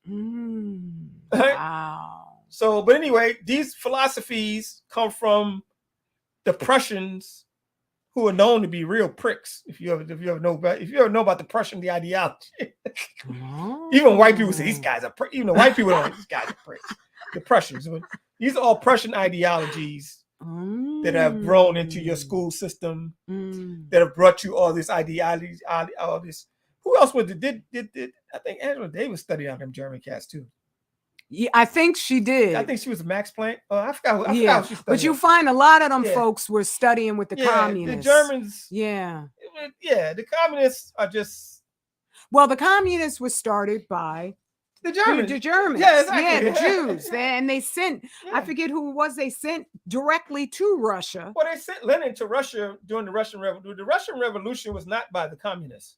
Oh. People don't realize the Russian Bolsheviks? It wasn't the Bolsheviks and the communists, the same people. They weren't called communists, they were called Bolsheviks. Okay. That was Lenin's people, the Bolsheviks. The Russian Revolution was not started by them. Who was it started by? The Russian people, the poor people of Russia. Right, because they were tired of that's where the revolution came from. And so they invested the Germans sent Lenin, they put him on a train and sent his ass out there to get on top of this. But he got there too late because they had already formed the government. See, the government are the ones who put the Tsar and everything under house arrest. Of course, they had a quote-unquote democratic republic. Right. Before the quote-unquote revolution. They call it the Russian Revolution. The communists didn't take over till after that. The communists didn't come in till... so that's why there were all those changes. The Russian Revolution was 1917. The communists didn't come to party till like 1919, 1920. Something like that. Then they had the Red Revolution. There's wars. The White Russians fighting the Red Russians. It was chaos. Wow. But they sent Lenin in there to get on top of that, to get Russia out of the war, basically. Which war? The German, out of World War I. Oh, okay. That's why they sent Lenin into Russia. To get the Russians out of World War I. Okay. All right. The Germans started the Ukrainian system too, believe it or not. But that's another story. So there's a whole lot of hidden history. Yeah, a very, very hidden. But it's all based on this same. The origins they all have this same ideological origin. That's the point I'm trying to make. Mm. And that ideological art has infested W.E. Du Bois. It's infested your African scholarship, quiet as kept. Or you African scholars in the United States, a lot of them come from that same ideology, whether they know it or not. Yeah. All right. I read a lot that of your quote unquote revolutionaries of the 60s. Mm-hmm. You know what I'm saying? They come from this ideology. Oh, that's why nothing's been able to get done. Right. You had said and on a share that I didn't upload, but where the cats from the Black Panthers standing up on the Washington Capitol with guns, right, in California, or in California, they that didn't scare them, because these dudes, they got nuke bombs, they love dropping stuff, killing whole hordes of people. So a bunch of black men standing up there with just a couple of armaments. Oh, I didn't talk about that. Oh, you didn't? No, okay. Me, no. Oh, I thought that was you. Sorry. That's some other man you getting information from. No, it wasn't. It was you, but you don't remember. Side chick. Side chick. What? Yeah, wrong woman. But on that point, them going up to the Capitol, that really backfired on them. Right, because they were just taking care. Right. Because all they did was now just change the law so you can't carry guns. See, that's why it backfired. Yeah, it made good photo op, but it didn't work out in the long run, because now it made carrying open guns a problem now. Because they got scared. Because they just went in session and changed shit up. Right, see, when you can just stay local, but see, that desire for the spotlight is what jacks you up. See? Right. That desire for the spotlight makes you make wrong decisions. Right. All right? They could have just worked that locally, that ground up. You keep thinking you can go to the top and get change at the bottom. No. The top is always going to look out for themselves. Right. Because essentially you're going up to these people, begging them. Yeah, looking for, I don't know, like I said, I don't know what their purpose was going up there directly. They had a reason. Huey had I think it was something like law that was being spoken about or whatever like that, but that just ended up backfiring on them. Right. They went into the damn legislative hall with guns on their shoulders. It's like, come on. Come on, yeah, it looked great, but it's like, bro, that's a threat. You can't. That's a threat to white people. And it satisfies a certain portion of our need to feel power. Yes. Just like with the Black Panther movie, which was just so. I when I watched it, I was like, is he now going to the UN? I was like, what did I just watch? What Black Panther movie? The Black Panther movie. The new one. Okay, yeah, and at the end of it, he's like, oh, and we're going to, share our products with you. And I was just like, what? I thought that was the problem. And Sister Gwen B did a share where she said, yeah, isn't Africa exploited enough? And now you want to give this, I forgot what the name of the special thing that they had, vibranium, out to the entire world. Yeah, exactly. So who made a nuclear bomb, you're going to give it to them. Yeah, so they give us now, they've got us so addicted to their media, to them, that they just give us just these little images that are completely not satisfying at all. And I remember when that movie came out, I mean, you couldn't find anybody panning that movie. Everyone was like, I went to see it 720 times. That was some feminist claptrap too. Oh, how do you mean? That movie, he had to go to a woman to get it. He can't even make no decision without going to a woman. Mama, and they had him a drug addict. Right, because he needed that in order to be the Black Panther. You got to take this hit to be the Black Panther. Come on, bro. I didn't like that at all. Like, what is this? This is something not right here. Right. You know what I'm saying? Right. It was so feminist. They're not even gonna make it, and then Black Panther not even gonna be in the new one. They're gonna have a woman doing it. Right. You know what I'm saying? That's how feminist that movie was, and how much it didn't really depend on the Black Panther. Right. Yeah, they're putting his sister up there. Yeah, exactly. Yeah. So forget that. He was an NPC in his own movie. Non-player character almost. You know what I'm saying? Right. So, because there's no way you're gonna have the Black Panther without the Black Panther. Sorry, that ain't even gonna fly. Right. It's gonna be Wonder Woman 84 all over again. And they didn't even delve into his own character.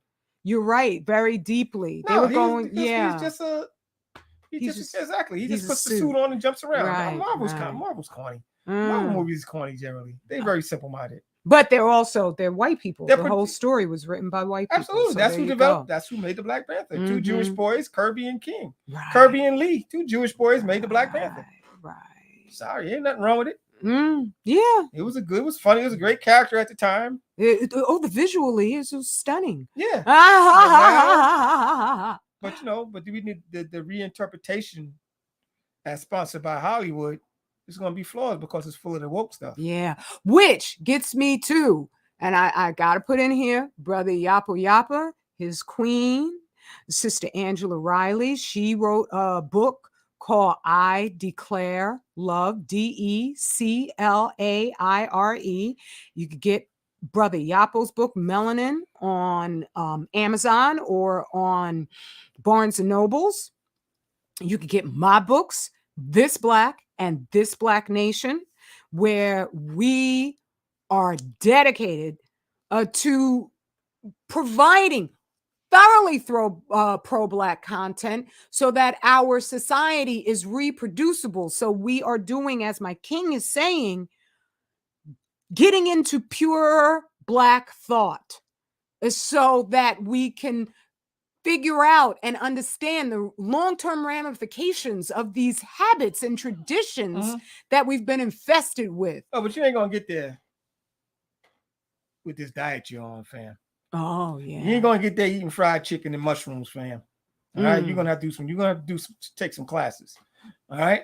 I'm gonna do a health class. I'm gonna do a free health class coming up. We'll announce it. We'll do a Zoom class. And you sign up for it, or you email me and tell me you want to, and I'll send you a link. Of course, we got to do like Health 101 so we can restart this thing properly. Because we don't know what we're eating. We don't know what the effects it's having on our bodies. And if it's affect the body, it affects the mind. All right. That is the main problem we're having, that we are not functioning optimally because we're not getting proper nutrition via sunlight, via prayer and meditation, know what I'm saying? Via being around people that are healthy. We're around unhealthy people. We have unhealthy relationships. You know what I'm saying? All that destroys your thought processes and makes you weak. All right. So we're going to do a Black Thought 101, Black Health 101 in the meeting. It's going to be free. Just an introduction to Black health and Black thought. Know what I'm saying? And we just start from there. Know what I'm saying? So you can learn these tips, and I'll just go over it, through the PowerPoint, take you all through it. Boom, boom, boom, boom, boom, boom, boom. This is what you need to do, what you don't do. There's going to be a learning curve. There's going to be some trial and error. There's going to be some stress involved because we can't change without going through stress and anxiety. That's true. And giving up bad habits. Right. All right. Right. But all this is designed to preserve your thoughts. You know what I'm saying? Encourage you thinking properly and thinking clearly. A lot of you have permanent brain fog from your diets, and you don't realize it. A lot of people have permanent brain fog. You see them. They're driving around you all the time. I see them. They have very slow reaction time. All right. They don't know how to make turns in vehicles they've owned for years. All right. You see them. They're walking all around you. Our people are sick and full of and the sickness is impeding their performance. All right. So we have to be able to sidestep that.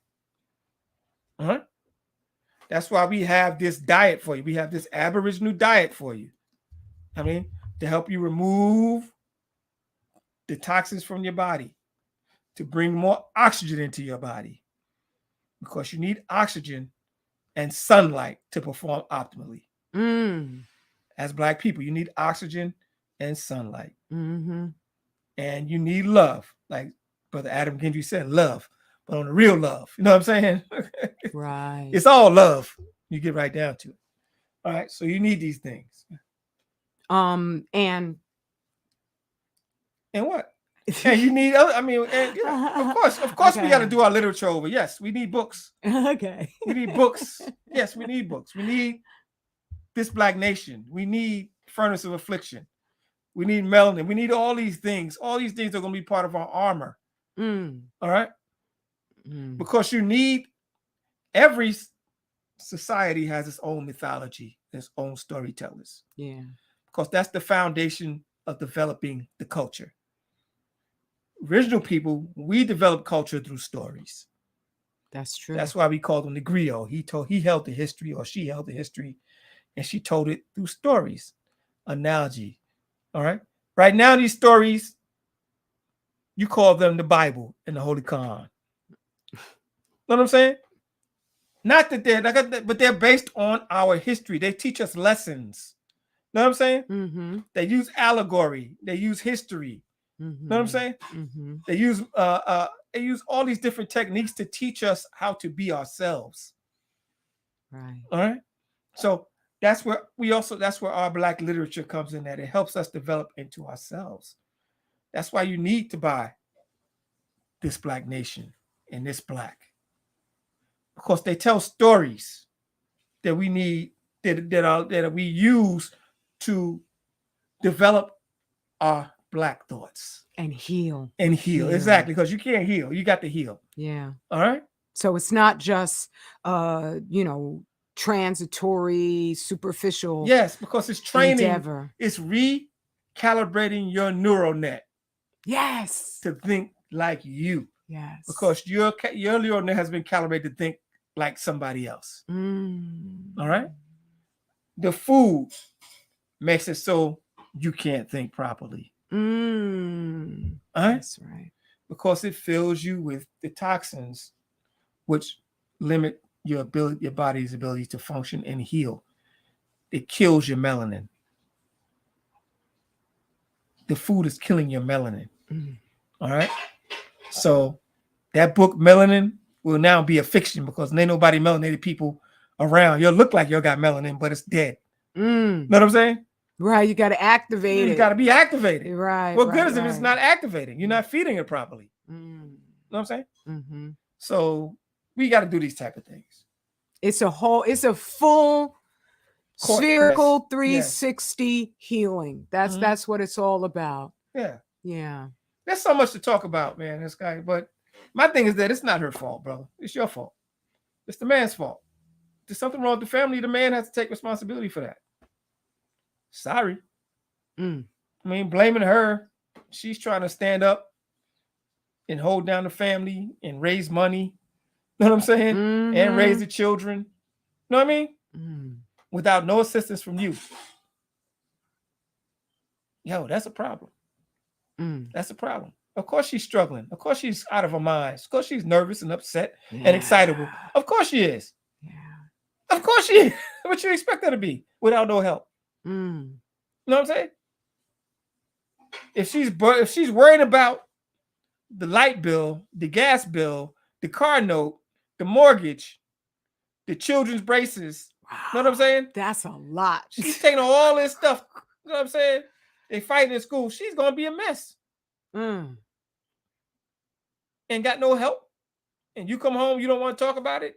You want to sit down, have a beer, and play video games or watch a movie. You don't want to do none of that.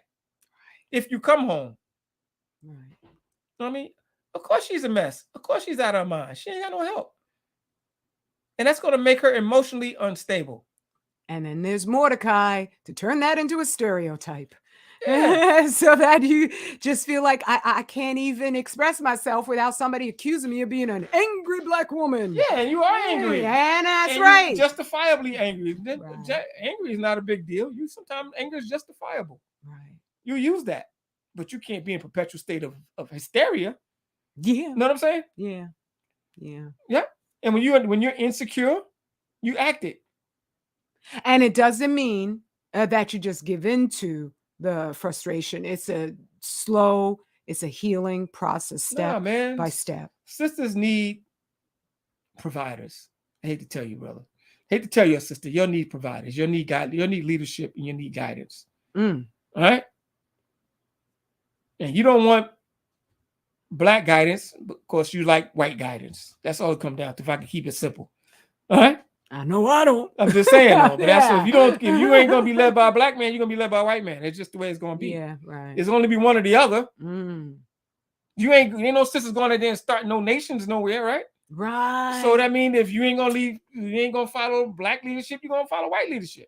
Look at Stacey Abrams. You think she following Black leadership? Hell no. Know what I'm saying? Kamala Harris.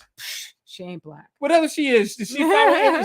Whose leadership is she following? Oh, she's thoroughly on the. You know what I'm saying? Condoleezza Rice. Yeah. Whose leadership is she following? Whose ideology is she following? When they make their decisions, yours? Or she's not even following her father's ideology. Yeah. You know what I'm saying? Come on, man. That's what she's going to do. She's going to go. A woman is going to take on the ideology of the dominant male in her reality. Yeah. Always. And that may not be... Even if she's a homosexual, she's going to take on the ideology of the dominant male. Wow. That's deep. Even that's if she's true. a butch. Wow. That's right. That's the way you're made. It's all right. You're made like that. And that's okay. I'm not upset about that. I know that. But you got to find the right ideology for you. That's the problem. You're choosing the wrong ideology. That's the problem. Right. And it's not sustaining you. It's not benefiting you. You staying stressed. If you have the right ideology, there's no reason for you to be stressed out, right? Because at the core, because at the core, there's peace and quiet. But and safety. There's nature. There's our nature, and you cannot change that. Exactly. So that there'll be peace there for you. Because it's not your ideology. That's why there's so much nervousness and anxiety. Know what I'm saying? Yeah, that's what you're going to do. Wow. Oh, man. Whoever's the biggest dog, y'all want to do, that's what we doing.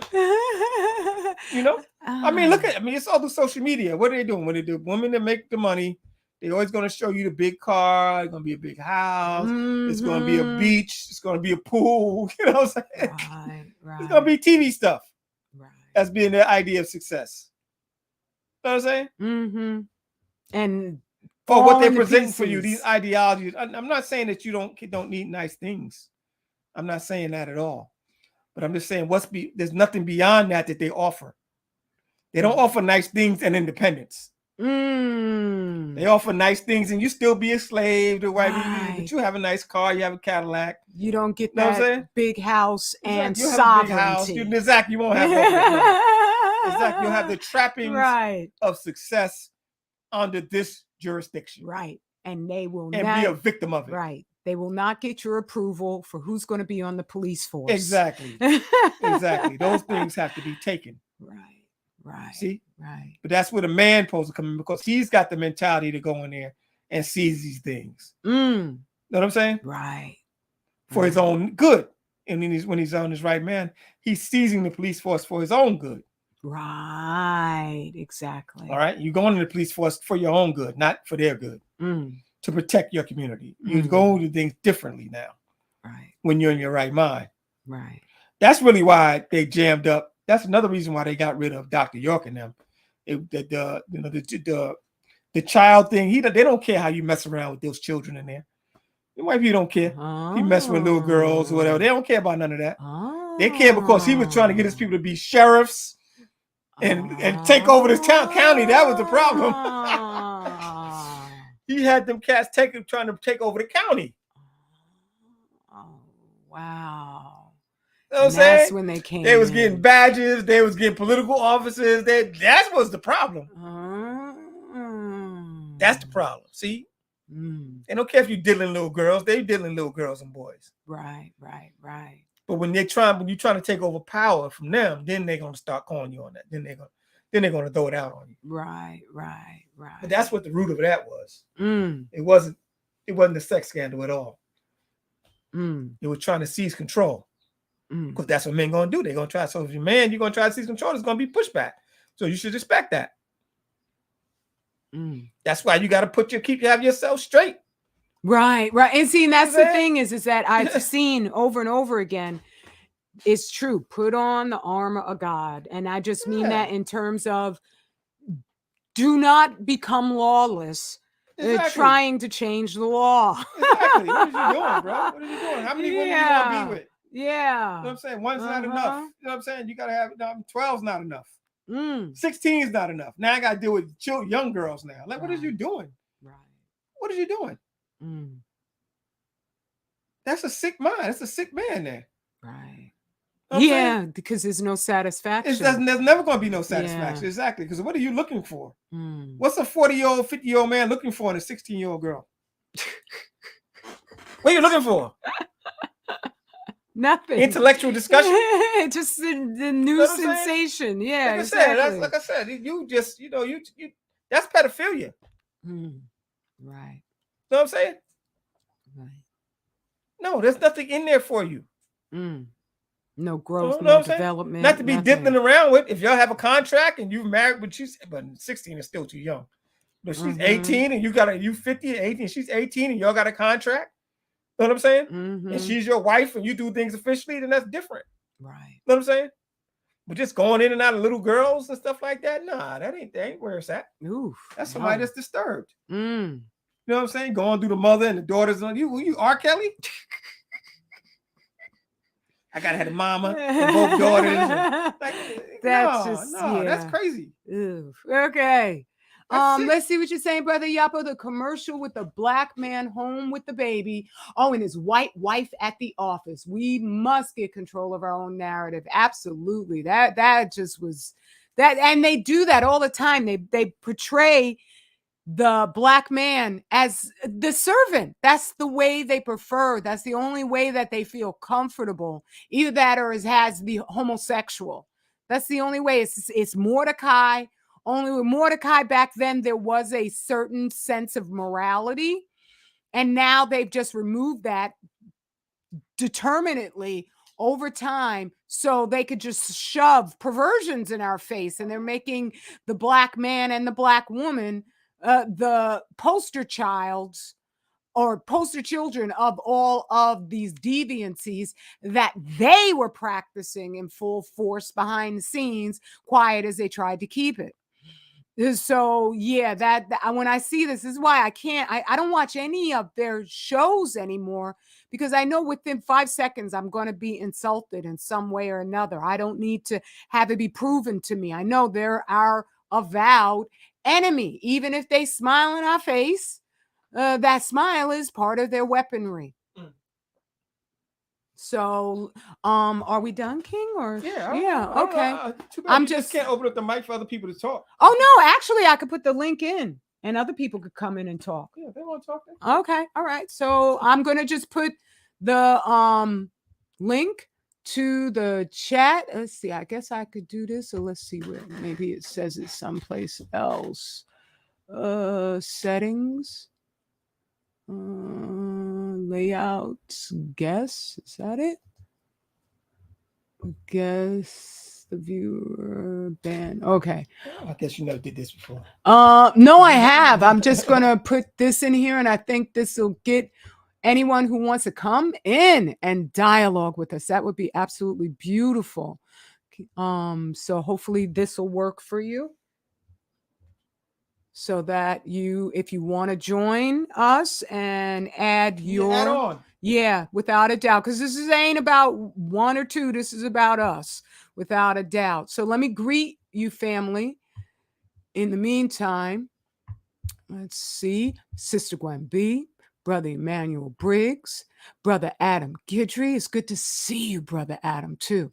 And Brother Warrior Status, Brother Diason Productions, Brother General Mosquito. Peace, family. Brother Nano John. I'm so glad you made it, King. And Sister L's mom. Good to see you, Queen. And Brother Yappa. Oh, I got a way to just thwart that whole roasting battle about the toilet tissue, without a doubt. But I'm going to keep it for a little while, okay? Just going to let you wonder, what she got? What she got on me? Brother Jet Black and Dark Blue. Good to see you. And Brother Daryl, I feel. I'm so glad you came and wondered what happened to the radical sister. And Brother Pro Youth Services Limited. How you doing, King? And Brother Shakur Peace. I'm glad you could make it. And I think I got everybody. And then I'm going to swing on over to the other site to see, because I know I have to, if anybody joined the live stream, I have to permit. Oh, Sister Gwembe and Brother Shakur. Wait a minute. Device. Oh, it says devices not connected. So I don't know what's going on with your brother. All right, let me stop sharing this right here. Hey, Sister Gwen, how you doing? Peace. Hey there, how you? Can you hear me? Oh, Absolutely. yes. Ah, I'm glad. I am so glad to be in here and to hear y'all. Your brother got so much. I mean, my brother, your husband, got so much wisdom. Oh, thank you, Love Yeah, it. Queen. I'm just learning. I'm just starting to learn. Keep One of watching. the reasons I first started listening to her was because of how she used to talk about you. Oh, get out of She, here. Okay. yes, she would sigh and it almost be pornographic. I thought that was here. I thought it was hysterical. That's funny. Well, she did. She said, "Oh, that king." I said, "Oh my goodness." And then she say something about that. Whoa, that man. And I thought it was hysterical. And I started tuning in, and then I listened to her about Fukushima, and I said, "Oh my goodness, wait, what?" Mm. And You might know what you're talking about. Yeah. and that was one of the reasons I loved a healthy, positive relationship. I'm single Beautiful. and lazy. I'm too lazy for a relationship and all of that. Plus, Hey, I never well, found the right one, and uh, I'm picky. Plus, well, I'm lazy. you better be picky. I'm very picky. I got it bad. So, but I can tell what works and I can observe and see what works in healthy families. Yes, ma'am. Yes, ma'am. Some people's lifestyle would be a nightmare for me, Mm-hmm. but for others, it might be their heaven. Like, Exactly. Exactly. so we gotta, and that's why I'm saying that. That's why I kept saying we gotta rewrite our own script because we can't go by other people. Their Yes. stuff is too limiting. Yes. Plus, Yes. we got to modernize our script, even though we might have had some things in Africa that worked. Times have Mhm. changed, so they don't work now. So we got to start from scratch and rebuild. Yeah, sister, it's funny because in your case, even we already have a cultural paradigm for a Hmm. woman that doesn't want to be in a relationship. You know what I'm saying? Yeah.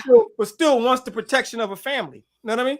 Yes. So you can come into a family. It's not sexual, but you'll be a quote unquote a protected woman. You know what I mean? Yes. So there'll be somebody for you to help, a man to help with certain aspects of your life. You know? And I expect it. Yes, exactly. But that's what happens. That's what we do for each other. But in this Yes. society, there's no way to do that. Oh, you cheating. You know what I'm Yeah. saying? The way Yeah. this society is set up, there's no way for a woman who's not in a relationship to have any protection from a man. You know what I mean? And It's that's what's limiting about it because we never exactly. had that problem. We They always never looked out had for that each other. problem. Exactly. Exactly. Right. There was that whole the village is not just a saying. It was Hmm. what took there weren't any orphanages because that's was expected. It You was take it care wasn't of no people. orphanages. It wasn't no child support either. Mm-hmm. And nobody was hungry. Exactly, because there Right. wasn't no such thing as a child without support. That's why there Right. wasn't no child support. And Right. every There was child no got a need for meal. it. Exactly.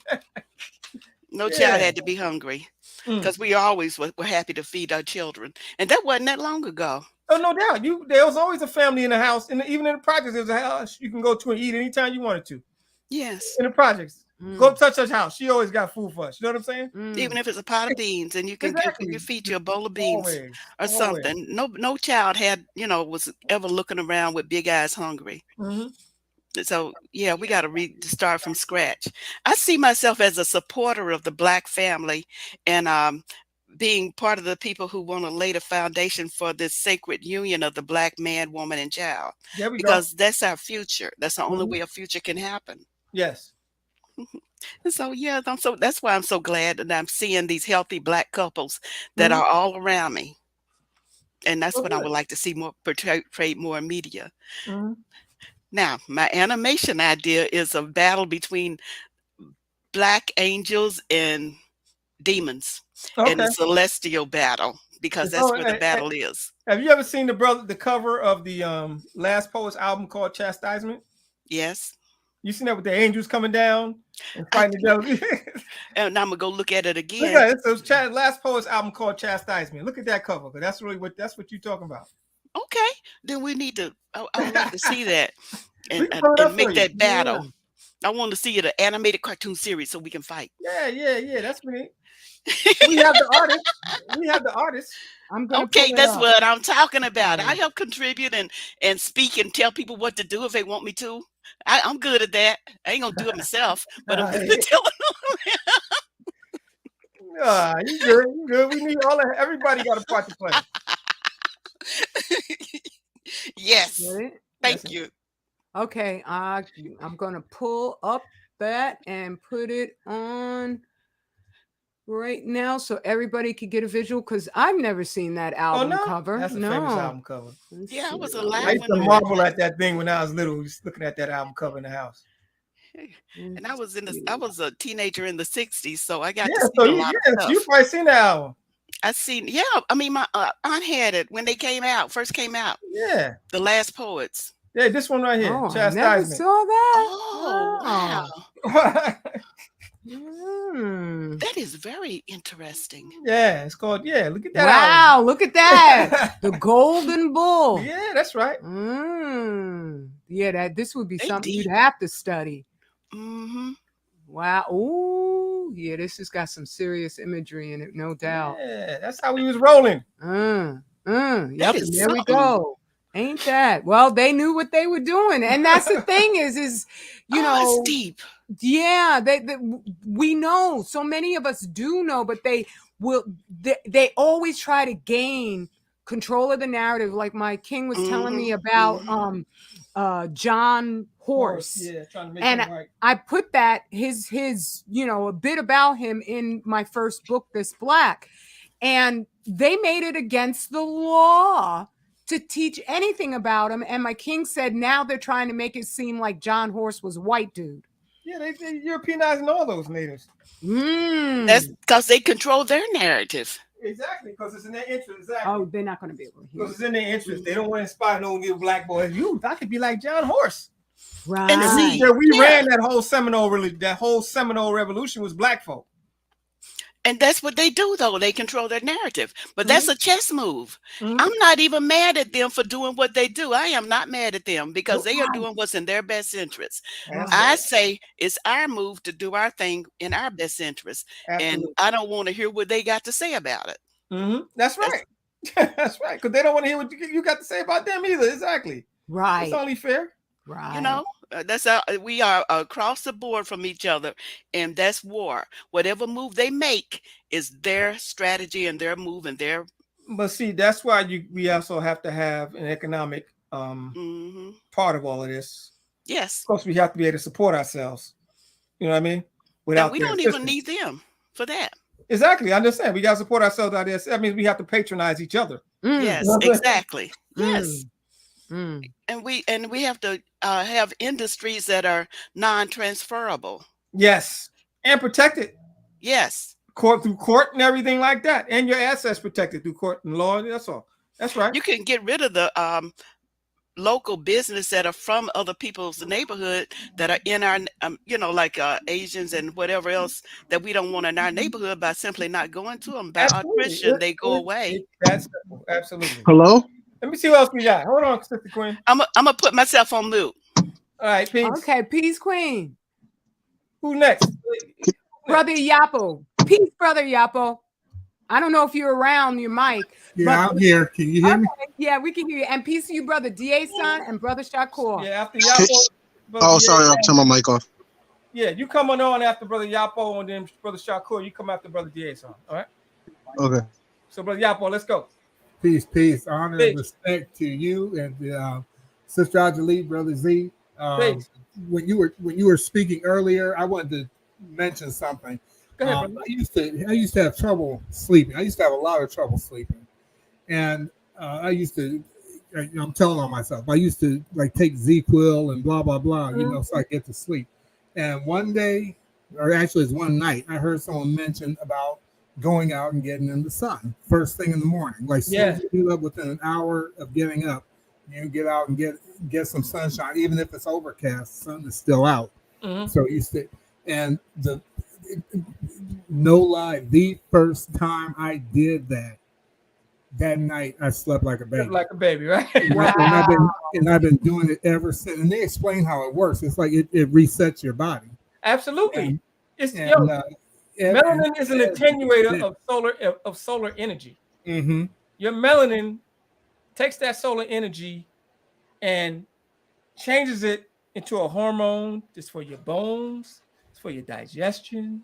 It's for your growth. It's for cellular respiration. It's you're the Superman. That's what they was talking about. Right. But I'm sorry. Go ahead, brother. Oh, that's all right. That's all right. And thank you for laying that out, because you know more about it than I do. I just know that it worked. And first time, I didn't have to. It didn't take like a week. Now I'm not saying that'll work for everybody, but it didn't take me a week. The first time I did it, it worked, and it's been doing that ever since. I've been going out ever since. Brother, let me tell you something. I get up. You a knowledge seed, and in 5% we call them a knowledge seed. That means you dark skin. You have to have sunlight. Right. You can't do without that. You need that. You can't. You ain't going to function without it. Not optimally. You got too much melanin. You know what I'm saying? So if you don't get the sunlight, you're going to have a melanin deficiency and inefficiency. You know what I'm saying? Wow. My dad was dark absolutely. skinned. You have to be in the sun. Either. They need the sun. You have to be in the sun. Wow. That's why it's good that you moved down south, because that's the better radiation for you. You should feel better down there. It feels really good, and just like I found out, even when it's overcast, the sun is still out. Yes. So it works no matter what. You get outside and your eyes see. And they say, like, don't look directly into the sun, but no, you don't look so you're looking toward the sun. Yes. And it worked. I put it like this: just work for me. I know it worked for me. That's all that matters at this point, right? That's all that matters at this point. That's right. I'm gonna close because I gotta get back to work. But okay, I just wanted to say to you that the Japanese read from right to left. That's and if you look at like manga or their books like that, it looks like they're backward like that. And so before you even come with the information about the TP, I know where you got that study. You got that study because that study was originally done in, I think it was 1973 by Hiroko. What's this about the psychological superiority of people who do under or over? People under? Yeah. It was Hiroko. It works for me. And when he said that the toilet paper, number one, that has since been debunked, but when he was making the claim that the toilet paper goes under, is because they do things backward. Like I said, we read left to right, they read right to left. So I know what study you got that from, and that has been thoroughly debunked. You just go with it, huh? So TBC, brother. That's all I got to say. Yeah, to be continued. I'm gonna let you just roast slowly over the fire, and then I'm just gonna eradicate and win the whole battle. There you go, my brother. So the son, come on, bro.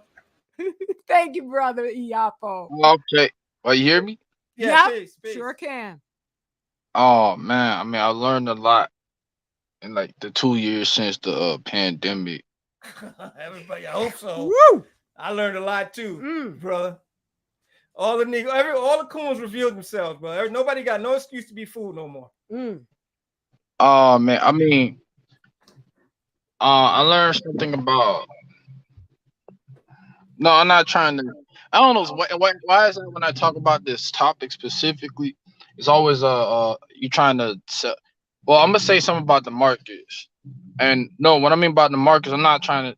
All right, I'm talking about as with the markets, with the little stimulus money and whatnot. Since people got all the stimulus money, people want to wonder why the prices don't went up. It's because you took the stimulus money and the PPP money. Now, what the where's it come from, right? Where all this money come from? They say they broke, everybody broke, but they making money out of nowhere. Yeah. But now that they give everybody the money, so what the feds are doing is not the lower class that they're worried about. They're trying to get the middle class to spend the money. So what they're gonna do is raise the price up, and I don't know, put them in this position, in situations to force them to spend the money, and make it harder for people to get jobs. To quarter to wink, bring the inflation percentage down to 2%. I mean, but none of it makes sense. It's a scam. It's because it's from the Federal Reserve. It's not supposed to make sense, bro. No, the Federal Reserve is not federal. Like the We know that, lords, exactly. the president can't come in. The mayors can't come in. Is this federal? The only people who are federal or it's federal as they make it up to be. That's what it is.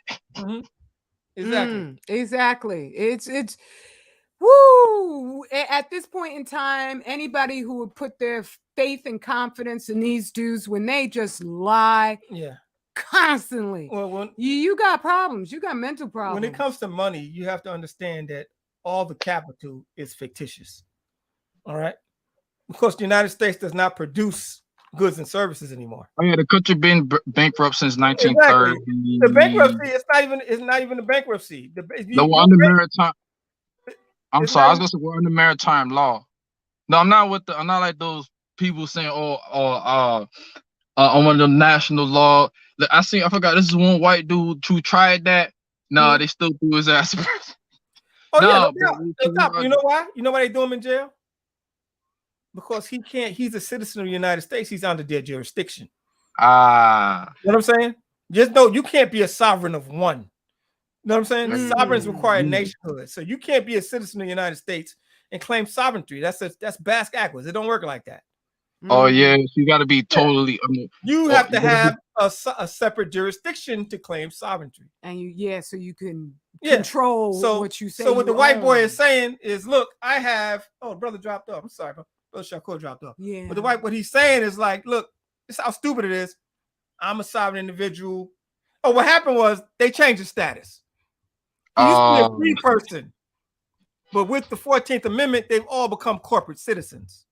Always about that 14th Amendment. Yes, that's what happened. They were free persons. If you look at this at the census rolls, it says free persons before 1860. You was listed as free persons. That's white men. Those are the free persons. Right. After the 14th Amendment, they've all become corporate citizens. That's why they're victimhood. That's why they're victimized by all these different taxes and things of that nature. All right. That's why your status is so important. Because as a 14th Amendment citizen, you have no rights that they got the risk. You have no rights. You're a tool. Oh no, you have no rights. The only rights is your property. Exactly. So that's why you have to change your status. That's why we tell people you need to change your status. You can't be dependent and independent. You know what I'm saying? You can't be dependent and independent. You got to choose one. All right. But you gotta understand. We're gonna get right to you, brother. Oh, I was gonna say, even when I was young, I realized many people don't want to bear the responsibility. That they want you to do everything. You know what I'm saying? They want to shift the responsibility. Here's what I mean by that. Like if to truly being sovereign, or for example, ownership.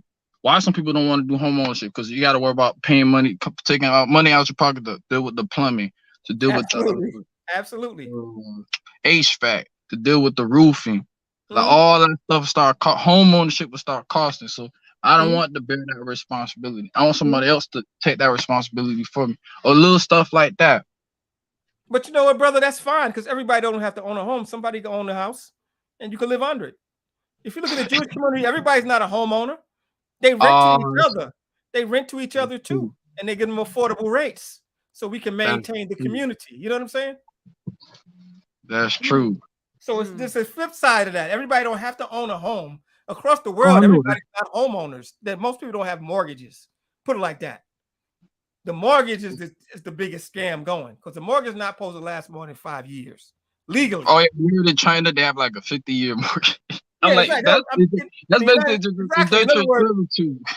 You're never going to that's indentured servitude, exactly. Same thing with the 30-year mortgage. It's indentured servitude, because they know that no people can pay all this money over 30 years on average. Right. Especially with these crazy interest rate. Compounded interest kills you.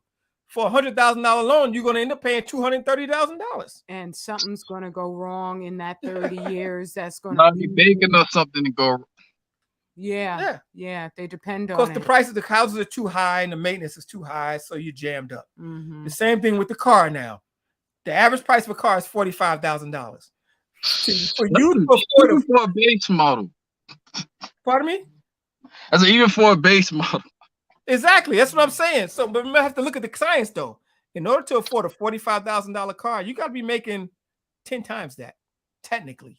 Know what I mean? Right. You can't make, if you're making $60,000 a year, you got no business buying a $40,000 car. You're ridiculous. That's ridiculous. You're asking for trouble. Right. Right. You know what I'm saying? Right.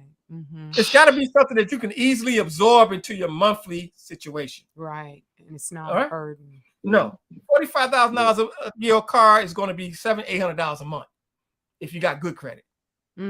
If you got bad credit, it's going to be $1,000. I'm talking about the price and the and the insurance together. It's going to go over $1,000, and the interest rate is going to be like 29%. It's a scale all the way around.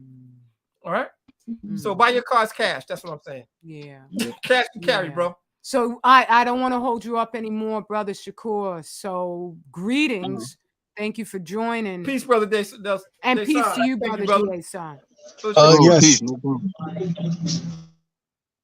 Go ahead, brother. Can you hear me clearly? Oh, yeah. Go ahead, brother. Yes. I just wanted to say, first off, I'm very appreciative of Sister Ajali. Did I say your name right? Ajali, right? Oh, you sure did, brother. Yes. I have found you because, by the way, I'm 23 and I'm from New Jersey. And wow. I found a video of you speaking on a school about JAMAs. And I had went there when I was a kid. And you went to JAMAs with Mr. I don't know if you yeah, with Mr. Williams and Miss Williams. Yes, I went to JAMAs. I saw them last couple of weeks ago. They still around. Yes, they tore the building down on I forgot what street it was, but they're Washington Street. Yes, but now they're somewhere else in the area. I just don't know where. They in East Orange, yeah, or Hoffman, yeah.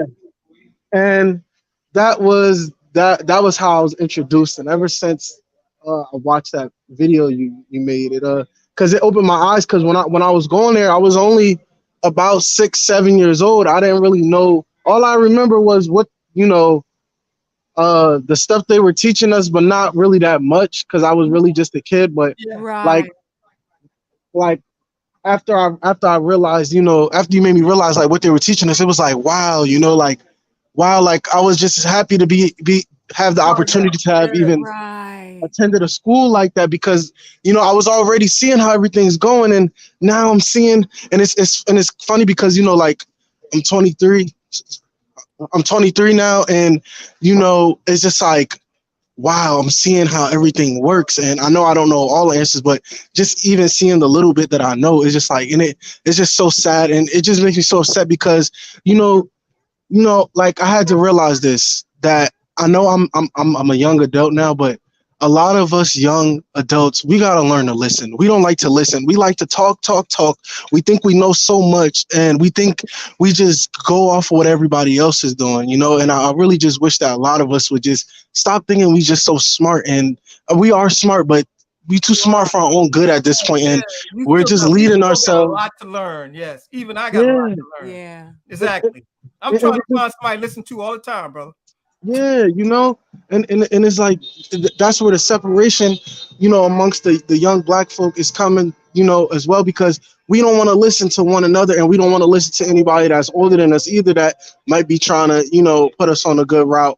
We don't want to listen to nobody. We only want to listen to the people that's oppressing us. Surprisingly, I don't want to say surprisingly, but kind of surprising me now that I'm figuring things out, and it's just like wow, it's like as time goes on.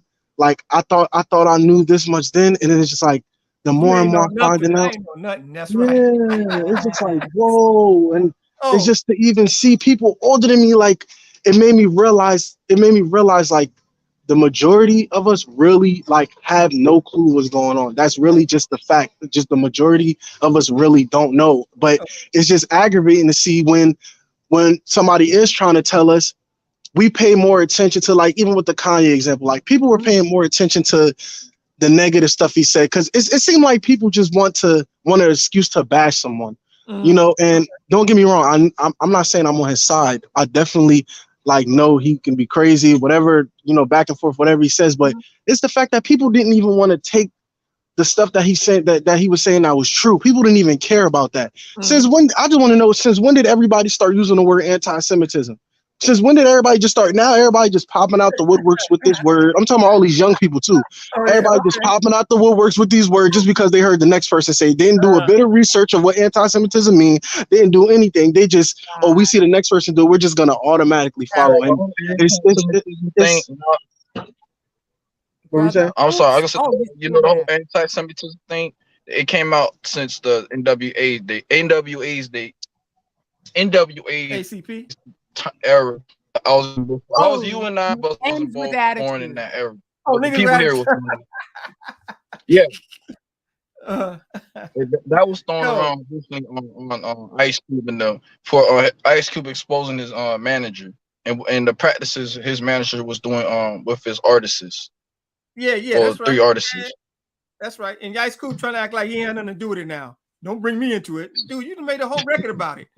Yeah, I actually did I went and did some research when I heard Kanye, because I heard Kanye kept mentioning Ice Cube. I actually went and did some research, and I saw that his manager was Jewish and this and that. And it's just like I seen all these major platforms when he first came out with the stuff come and go run against him and say, oh, you said anti-Semitism.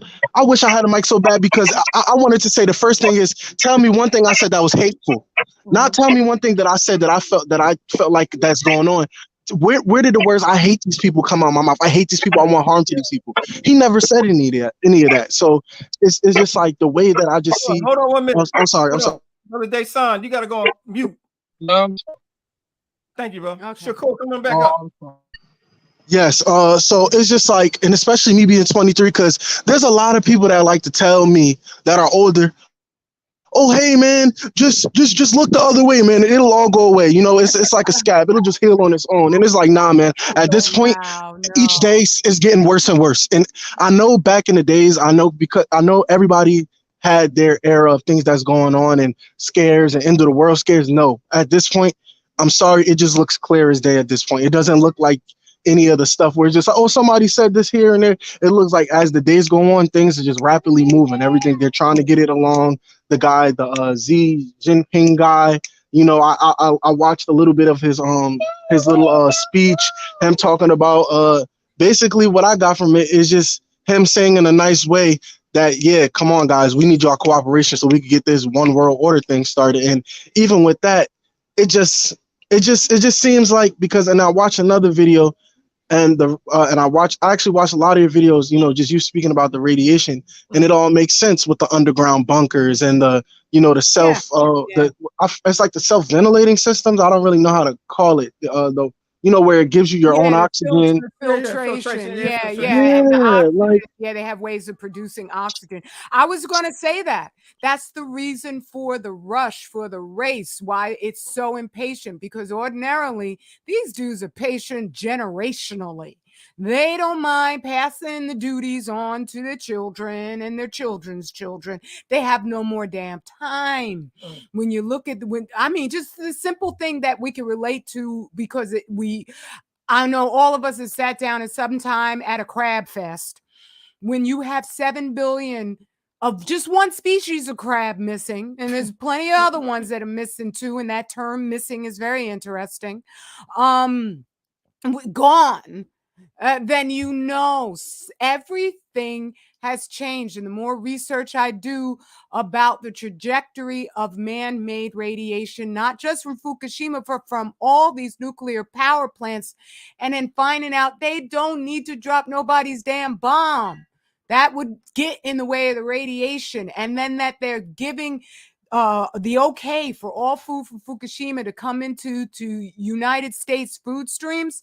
They've run out of time. They're out and out about killing people off and giving them excuses so they don't find that there are cures. That's why they, under pain of death, these scientists can't talk about what the stuff does. So I'm really grateful that there are books that are written that lays it all out. And so I'm like what my king says, I please everybody else talk about this, because it's stupid to have one person just in charge of this, like, this is what I'm meant to do. I think, yes, I'm formed so that I can do this, but this is not just about me. It's about all of us, and it's about what's going on. That's why things I predicted it years ago. I said they're going to have to get crazier and crazier to keep everybody from noticing what's going on. It's that simple. Yeah, brother. I just also had a question. So because it's like now that you exposed me to this things is what's going on with the radiation, it like all comes full circle now, you know, like as far as like what's really going on. I just had a question because, you know, it's clear how warm it is now, you know, and the whole global warming thing and all that. Do you think that the global warming is something that's like naturally happening, or do you think that they're causing it, like they're doing whatever they're doing to cause as far as like things with the radiation? And, you know, like, do you think the weather, because they're telling us, you know, they've been telling us, oh, it's us, like, you know, it's like they make a mess and then they tell us we're the ones that did it, and we gotta cover up, we gotta clean up their mess that they made. And, you know, so that's why I wanted to ask too, do you think global warming, or because it's clear this weather is not normal right now? So brother, you just answered your question right straight off the bat. And what I researched, and I have the document about the radioactive tritium, which is hot water. And all of these nuclear power plants, even the submarines, which their reactors are strategically formed in a way to keep the radiation contained to the reactor core, so that the sailors who are in the submarines don't get fried. Yeah, because it's a very confined area, and that would be quite noticeable. The nuclear power plants are built with a far more open, loose type of construction, so that they vent the radioactive noble gases every single weekend. They just at nighttime when nobody's around, but that still goes into the community. But the radioactive tritium coming from the submarines, from all these nuclear power plants, that is radioactive water. And the nuke plants boil 1 million gallons per minute. That is turning regular water, and it has to be fresh water, into tritium, where it has 3 hydrogen molecules, 3 hydrogen atoms attached to it. And it's unstable, and it is venting neutrons, and it melts at a far lower temperature than regular water would. That's why all the ice, all the snow is melting off the mountaintops, and it evaporates into the atmosphere. That's why it's getting hot and muggy. And they deliberately stopped the studies of tritium back in the 1960s, because they figured out, oh, this stuff is really volatile. That's why the chemtrailing is going on. People think the chemtrailing is divorced unto itself. No, it's so they can, by dimming the planet, and it's a whole phrase they've come up with. You could Google dimming.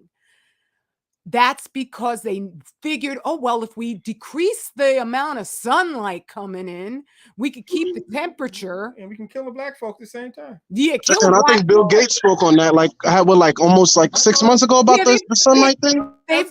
They've been chemtrailing since the 1950s, when they realized that radiation increases the ambient temperature all around it. And they know you need sun too. And they know you need sun, but they just wanted to decrease the amount of heating, and it's no longer working, especially with Fukushima, where there's a direct cutoff. Like after because Fukushima's been like 50,000 Hiroshimas and Nagasaki's combined. And so that's what has led to the epic, where you got ice sheets breaking off the size of Manhattan, and rivers. The rivers in the western part of the United States, all over China, the Yangtze River is just friggin', it's all dried up. It's so dry that the people were told just get bottled water, because the salt water was coming in. That's how dry the sucker is. And all throughout that, the fish were just jumping up in the mud, and Chinese people were just going out and just grabbing them up, because that was the only thing that they could eat for that moment. But yeah, it's not because of us. It's not because of the cars. It's because of the nuclear power plants and Fukushima, all these things that have just been heating up our environment for decades. And I just wanted to, and that was just so great. I really thank you for that, because I just want to say one last thing, that's just what's been in my mind lately. I'm like, how could it? I understood what they were trying to say about the cars and the this and that, but it's like, how it, like, this stuff is really supposed to help us in a way. Like, I don't see anything wrong with that type of change. Like, we went from horses to cars, and from living in like shacks to like houses. Like, so these things that, like, it seems like they were saying, like, it just kind of, to me, I took it as they're trying to say that the things that we're using to, help us in everyday life is like, putting us closer to our demise. It just didn't make sense to me. Dude, That's what I want to say. That's because they want to put you in a state of 1898 again. That's their goal. What happened in 1898? There was no labor laws. Children can work. You was a debt slave. You was told you couldn't. They want you in that condition. They want the people in that condition in this country. Right. They want you like in China. You do what the hell we tell you to do, or you don't do nothing at all. They want all these stupid laws and rules. They tired of that stuff, bro. Yeah. Oh my God, can't be at work at a certain time. Children can't. They getting tired of all of that, bro. Yeah. You know what I'm saying? And I say, when I'm looking at China, the way they present China is they want you to think, oh, look, it's so bad in China. Aren't you so lucky to be over here? But the FEMA camps are still there. They built those, and I ain't heard anything about, oh, we don't really need these FEMA camps. Yeah. Let's take them down. Yeah. They're just waiting. I'm pretty sure here in China, in the US, they're trying to figure out a way to slide in social credit. Like, where you can't do anything with social. If your social credit is bad, you can't access to a certain amount of wink money. Or you're doing it already. It's called FICO. Your FICO score. Oh, they've been doing that. Right. So the Chinese are more extreme at it, but they've been doing it. That's called the FICO score. Except they use it to penalize you now. Oh, well, you got to get 29% interest because you only at 560 or whatever like that. That's social credit. And with China, where they can identify everybody through their cameras that they got all over the place, they are trying to make it seem as if these cameras, they don't recognize black faces. That must be racist. They want you to think it's a good thing to have the cameras identify you on site so that they can say, oh, this person's not allowed to shop here. Oh, you know why? I'm sorry. My sister went to. I know I'm in. My sisters went to like France, and I heard there was a lot of black people in France. I'm like, what? I thought it was only white people there. That had me shocked. Oh, And I'm like, wow. No, they flooded, and they flooded Europe with refugees on purpose, because they want to antagonize. That's one of the things. Europe is a little bit, like, for the longest time, they were a little bit divorced from fearing black people, even though they were vicious to us still, but still, they didn't have large populations. That was deliberate in order to foster this antagonism between the races. Not that they're our friends, they're not, but that's to deflect, because they don't want their common white people looking at their white owners and saying, you're doing this to me. They want to deflect it on, it's the Arabs, it's the Africans, they're the problem. Rather than, no, what about Mason or Macon, whatever the heck his name, or whatever, Macron. Yeah. That's your problem. And the Bilderberg guys, that's your problem. The G7, that's your problem. We have the G20 now. Oh, they got I'm behind the times. Way behind. Excuse me, I just also want to say one more thing. Sorry, to your king. I think you're a great man, and I can tell, like, you don't play no mess, and not in an aggressive way, but like in that way, like we need more black men like you. We do, because a lot we're getting lost. Well, we already are lost, and like what'd you say? I'm gonna say no. We're out there. It's just I don't say weird, but they're out there. It's just that you gotta look. It's just that they put they put the ones that we too busy. That's true. That's all the amazing. Yeah. No, I'm just. Go ahead, bro. No, it's okay. I'm just tired of just seeing us. We only get upraged when they tell us to. At this point, it just doesn't make sense. Like how the way we're moving, and the things we're just into. It's just, you know, and I sometimes feel scared, like, because I have 2 kids, and I sometimes feel scared, like, Dad, like, you know, it's looking like this now. I'm not even thinking about 20 years from now. I'm thinking about 3-4 years from now. How bad is it going to be? It just really feels bad, especially with the whole social credit system. That's good, because maybe you'll be where you want to act now. Yeah. You know what I'm saying? When you got them babies and you look at them babies, that make you want to move. You know what I'm saying? It's like, nah, not for my babies. You know what I'm saying? And, and both my sons went to Jamas. And I wish I had the opportunity to, you know, like actually grasp what they were trying to teach me, you know? Yeah, both my sons went there. There's no, you're 23.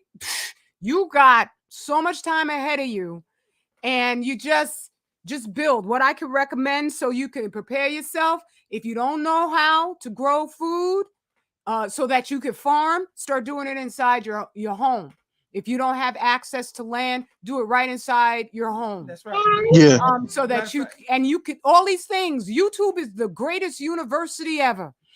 I seen that list. I just gotta go back to that. I don't know. I don't remember what video it was, but your husband was talking about. He had a whole list, or I think you were sharing the list he had of like foods that we should be eating, and rice and too much starch and stuff like that. That's right. And I'm going to have a free class too. We're going to have a free health class coming up. So when we announce it, you sign up, and we're going to build just on health. All right.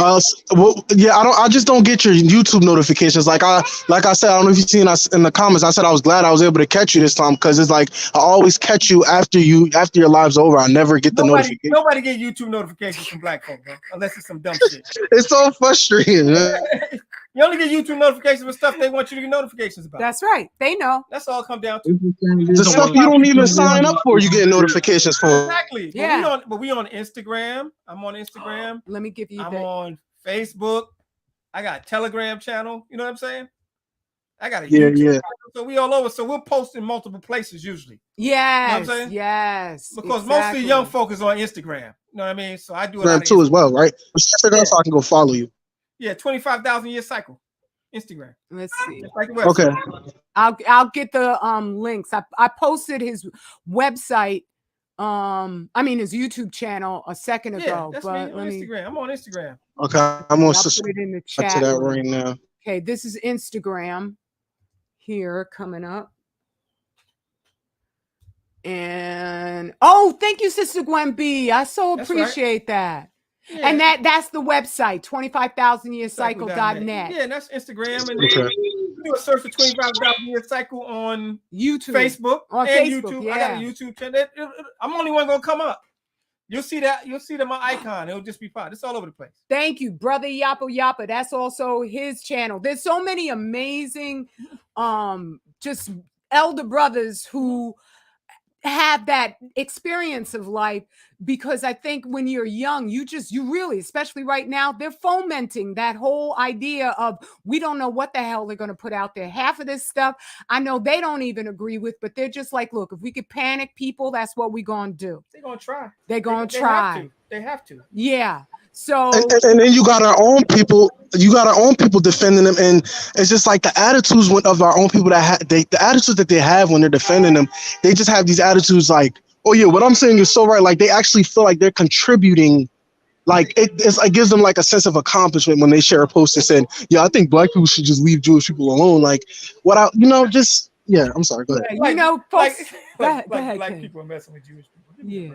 Like we messing with them in the first place. I know, right? Exactly, right? That? Like you could find a black Mordecai who is controlling the Jewish narrative.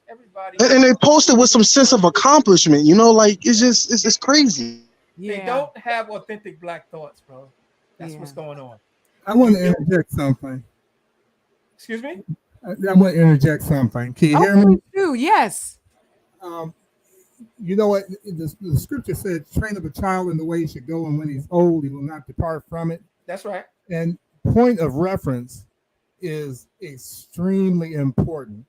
Like teenagers and up, my grandchildren and so on, something that they don't have a point of reference of is, see, when I used to see Flip Wilson, when it was with my parents, it was Milton Berle. Yeah, when you see Flip Wilson or Milton Berle in a dress, you knew it was a joke, and you laughed. And now it's no longer a joke. When you see like somebody can tell a joke and say, you know, back in my day, they could tell a joke. Yeah, I have 3 children, one of each. And for me, in my, you know, back when I was young, that would be a joke. Right. Now it's not a joke. You Right. walk into a bank with a mask on, used to be, you know, they throw you out if you wouldn't take the mask off. And now they throw you out if you don't have a put mask. one Don't on. put it on. You know, everything's like upside down, topsy-turvy. Scripture said that good would be called evil, evil good, and so on. But I was thinking about the fact that when you look at wars, rumors of wars, famines, pestilence, earthquakes, and so if these things are naturally occurring, then who or what is making them happen? And my point is that all the way, even in Bible prophecy, it was talking about the fact that that a destruction is coming. But if you break it down even further, if it's not natural, if it's not organic, then there is a specific people who shall remain nameless. It's a limit. Exactly. They got a cap on them. Who actually are the ones who are responsible. It ain't us. It's not us bringing about all this destruction. Black people aren't. We're gonna be here. Why would you destroy the world you're gonna be in? Exactly. Right. It's the one with a time limit that does all this stuff. Who's crying out, who's gasping for life. Yeah. Why would you try to blot out the sun on a planet that you're indigenous to? Because they're not indigenous to the planet. That's why they want to blot out the sun. Exactly. That's why. And so they came after the cataclysm. They're nitrogenous people. They're nitrogen fixators, not us. Exactly. That's why they didn't want to blot out the sun and think it's all right. And there are young people and there are new people.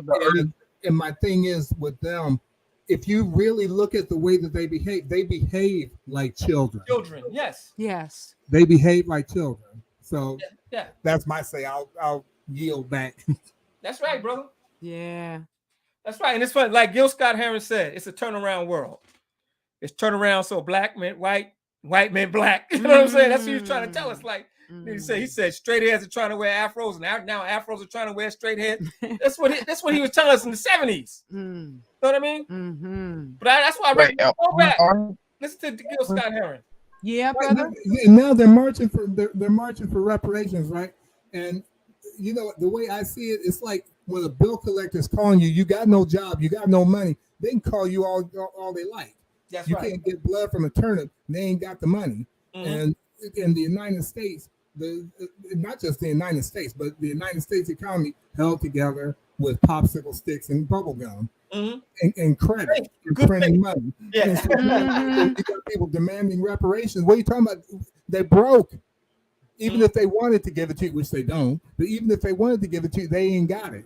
Yeah. Yeah, it'll just come out of your behind in inflation, in raised prices, just like the brother was saying, Shakur, about the ASON about the stimulus check. But that's why we have a solution for that too. We're gonna do I was gonna say self-administered reparations now. Self-administered reparations. Yes. I like that. You can get your own reparations. You ain't gotta wait for nobody. Yeah, that's right. You know what I'm saying? We have techniques for that already. That's what 25,000 year cycles here to do. You know what I'm saying? We're moving like that now. All right. Right. Keep your money in your pocket. Get your credit straight. Yeah, go ahead, bro. Yeah.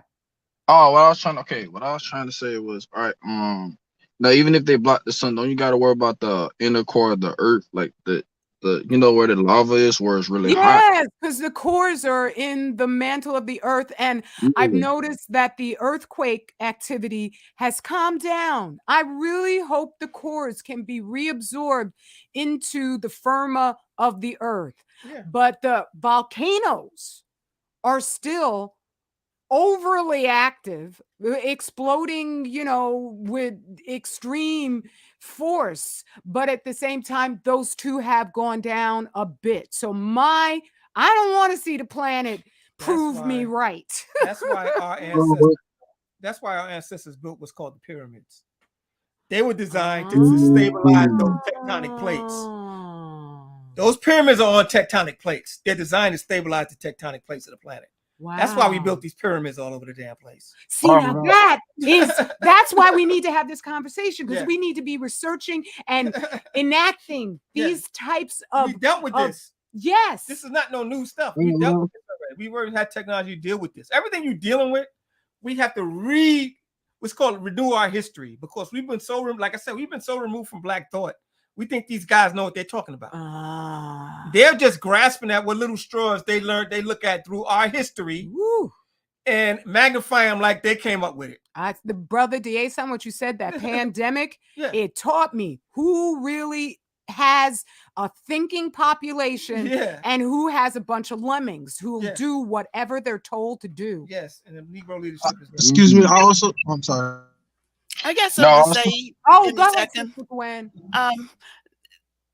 Listen, this is why the Radical Sisters books, both of them, are so important, because they teach your brain to redesign itself.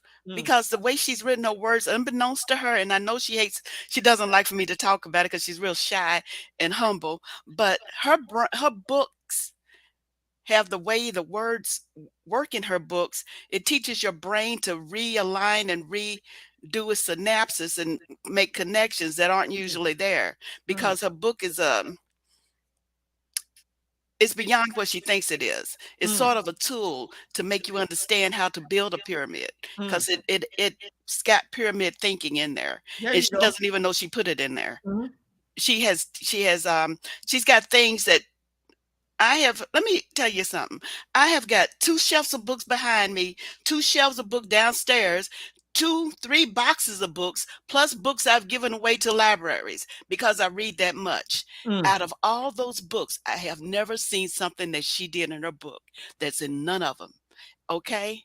And do you mind if I give a spoiler, Radical Sister? No, I don't mind.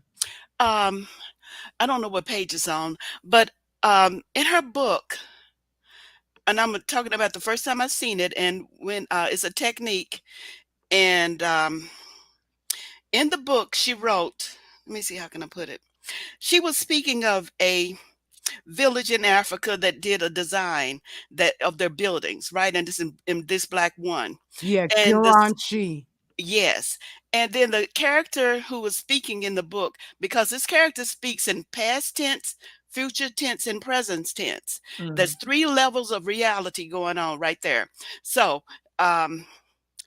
that's how you can see omnipotent time all around you. And that's the only time I only seen that was able to make a real visualization of it by the way she wrote it. But anyway, when she talked about the Giraji, the character said to the reader,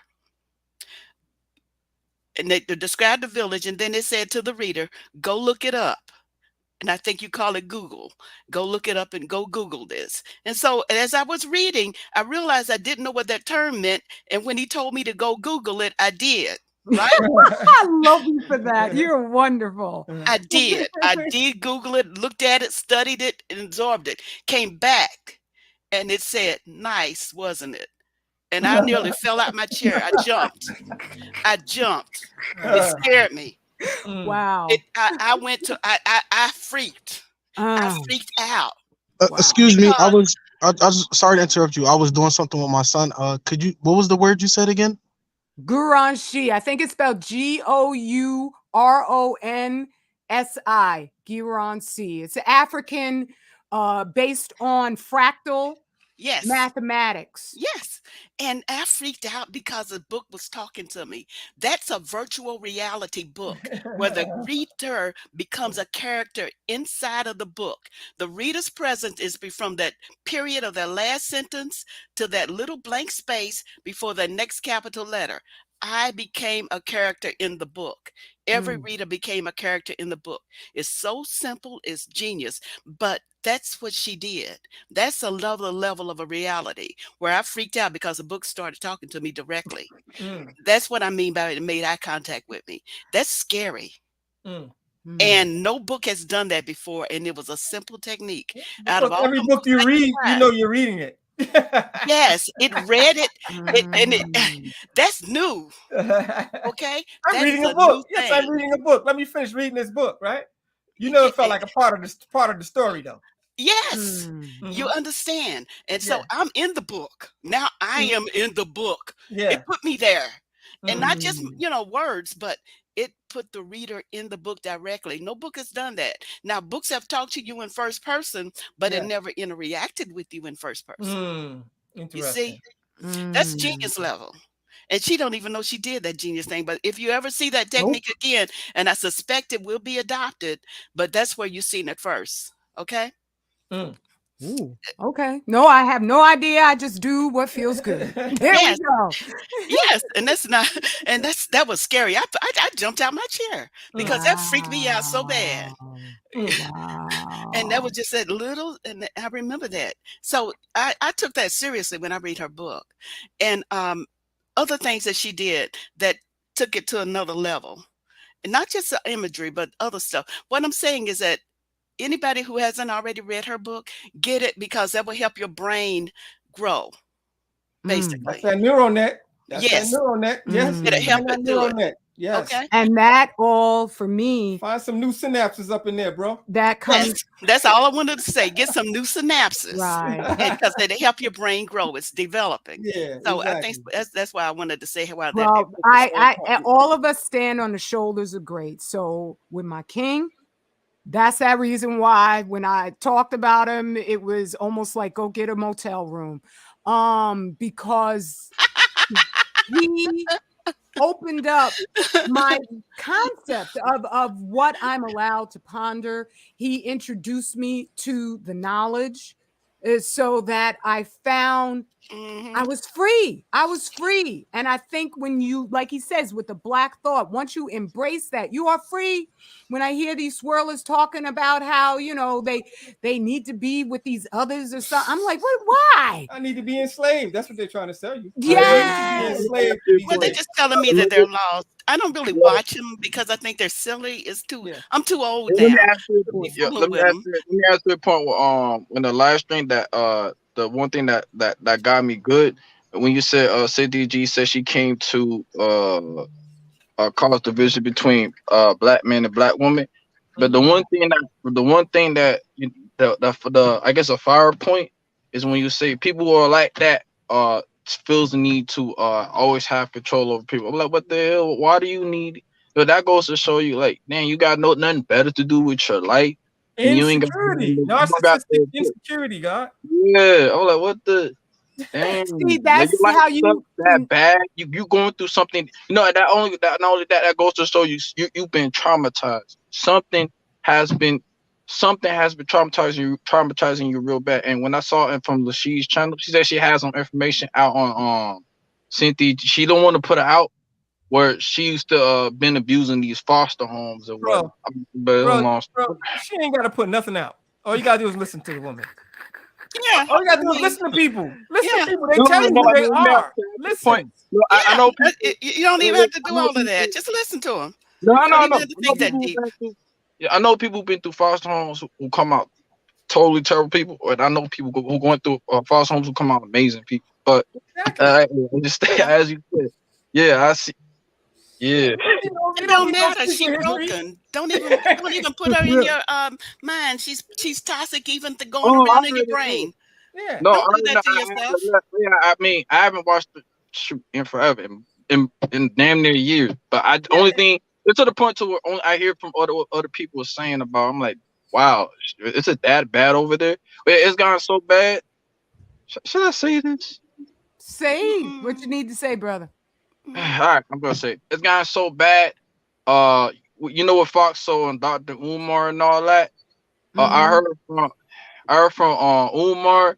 Oh yeah, it Fox Soul. And with Fox Soul, they were saying our black men are under attack.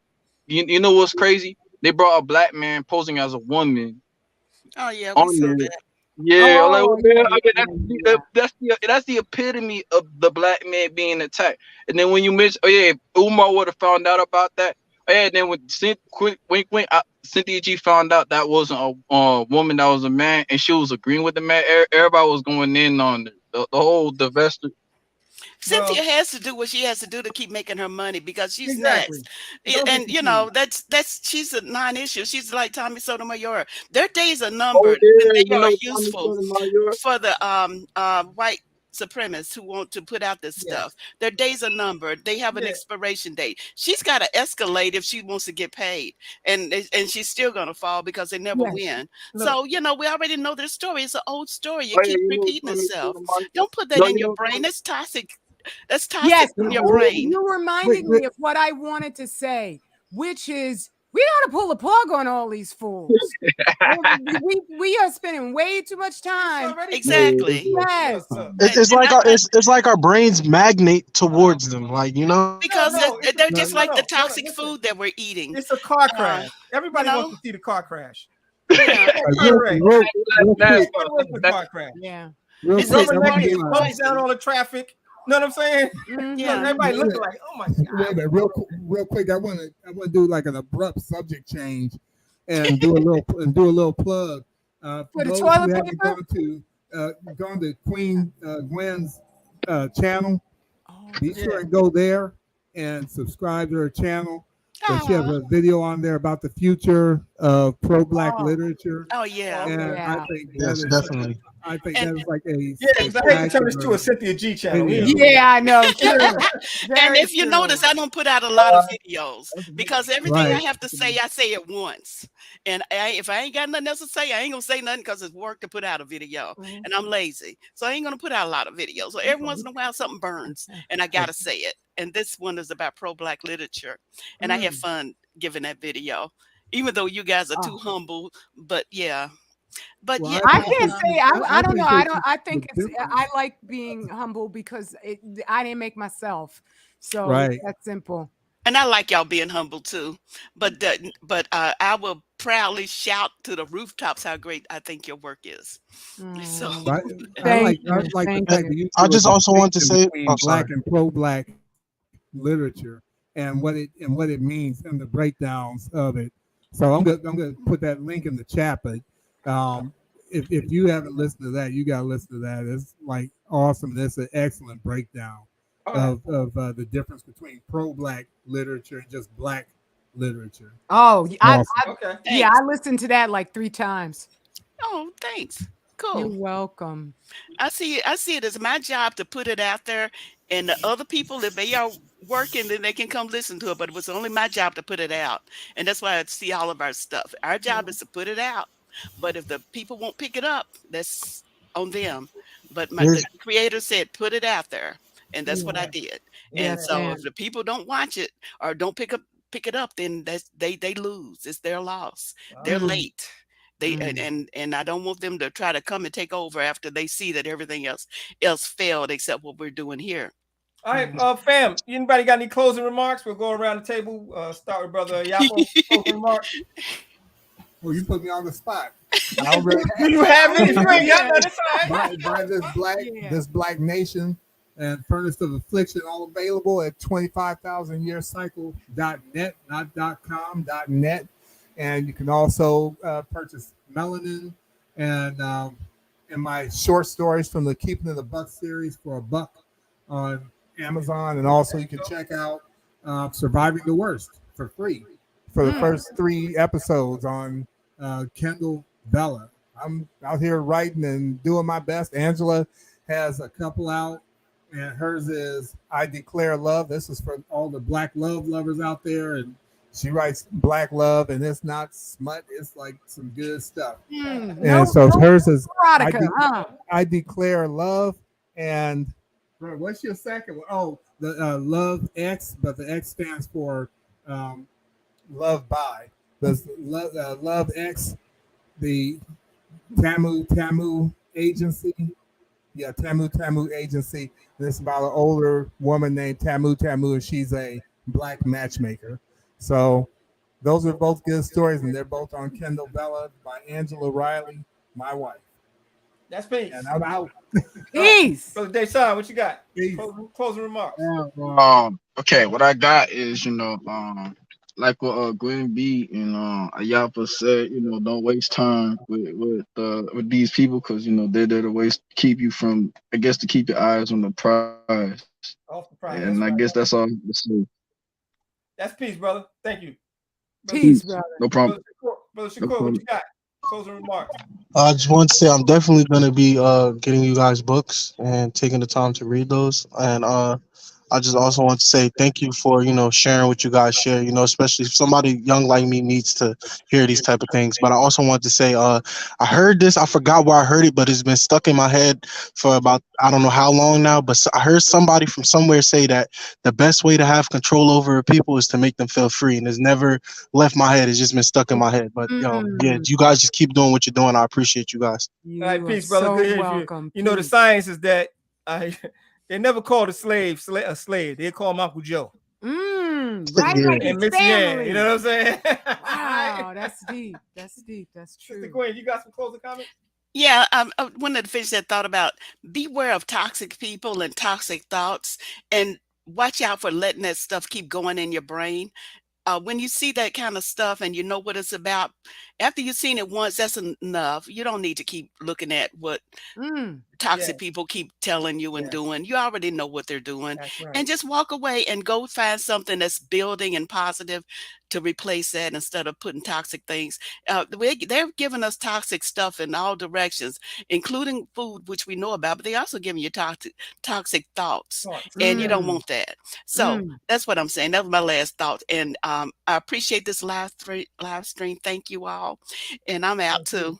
Bless you, sister. Thank you. Good night. Good night. Good night. All right. I think we did pretty good. Yeah. All I want to say is, it was a good run. I'm glad we opened up the mics and got some other voices in here, because that stuff makes all the difference. Add a little different dimension to it. Because trust me, I don't want to talk all day. You know what I'm saying? I mean, I could about certain subjects, but some subjects I'm just not gonna go all day. Yeah. Because it's the black man's fault. Sorry, I could have done that. I could have did this whole lecture, this whole speech in like 3 seconds.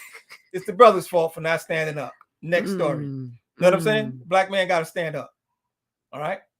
You have to stand up for yourself, your family, your community. You have to learn about your history. You have to learn about what you want to do for your future. You know what I'm saying? You have to learn to take control of yourself first and foremost, because a black man without no control is weak.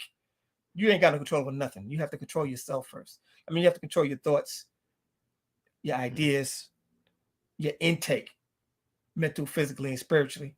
We have to exercise. We need sunlight. We need to feed this black, which is melanin. These melanotropic peptides. All right. If you want to learn about the melanotropic peptides, it costs you over $1,500 for the books that these white people wrote about melanin. You know that? What? It's a series of books. Wow. Over $1,500. It's called the melanotropic peptides. You got paid. That's $1,500 20 years ago. It's probably $3,000 now to get this set of books. And there's no black folks involved with the writing of that book. But it's all about you and the power of your melanin. Wow. And how you are pissing it away. That's wild. The book is not about how you're pissing it away. I'm telling you, you're pissing it away. Because you're misusing your melanin. You're not taking advantages of your advantages. That's why you are a failure. All right. To succeed, you have to take advantages of your advantages. And your greatest advantage is your melanin and the sunlight. You know what I'm saying? And your creative nature. Wow. Which is in harmony with the creation of the very universe. And it keeps the universe in its own alignment. So you got to get yourself in alignment. And on that note, that's why we have the Aboriginal Ramadan getting ready to come up on December 1st. We will be refraining from eating for the daylight hours. And when the sun sets, you can eat. You can drink during the daylight hours because we're not into suffering. Right. All right. You can tell a white man's religion because it's always going to be involved pain and suffering. That's how you know the white man has invaded your religion. Because there's always going to be pain, suffering. You cannot drink. You must go through the desert, 910 degrees with no water, and get a cat iron exactly, and flagellate yourself. In order to show God that you submit. Yeah. No, that's white ideology. That's not our ideology. The Holy Quran says Allah desires easy for you. So why has He got you trudging through the desert with no water all day if He desires ease for you? 120 degrees. No, make no sense, right? There's a conflict of interest. No, take the Aboriginal Ramadan. This is the perfect time of year. Sirius is setting. There's a solar and a galactic change going that requires you to change your habits now. Right. When you do the Aboriginal Ramadan, you change your clock to match the clock of the universe. They call it, European call it circadian rhythm, but they only talking about the sun. We're talking about the sun, the moon, Mars, Venus, the planets. You know what I'm saying? The galaxy and that black hole, the thing they call a black hole that everything spins around. Right. All right. So we're getting our clocks in order. That starts December 1st and it goes till December 31st. That's called the winter solstice. All right. That's around that time. So I want you all, if you can join, we'll talk about it more. Join us in doing this. And the thing. Zoom, you'll be doing. And we're going to have the help Zoom. Yeah, I'll announce that. Okay. And then you can just email me. Then I'll send you the links and we'll do it we'll find a good time, maybe a Saturday evening, whatever like that. Right. And just talk about this health because it's so important. It's better to do that before the Ramadan, actually, it's just Ramadan. So if we can do that at the end of November, the next 2 or 3 weeks, we'll be ready. We'll springboard right into health. Right. And then by January, you'll have recalibrated yourself and you'll have more strength. Right. You'll have the willpower not to eat the junk, along with the experience from Ramadan of not having to do it physically. Ooh, I love that. All right. That's it. Peace. Queen, you want to close out? No, I'm good. He said all that need to be said, family, and you said it also. I love you. Straight Black family. Pride is our map to forever. Peace and blessings.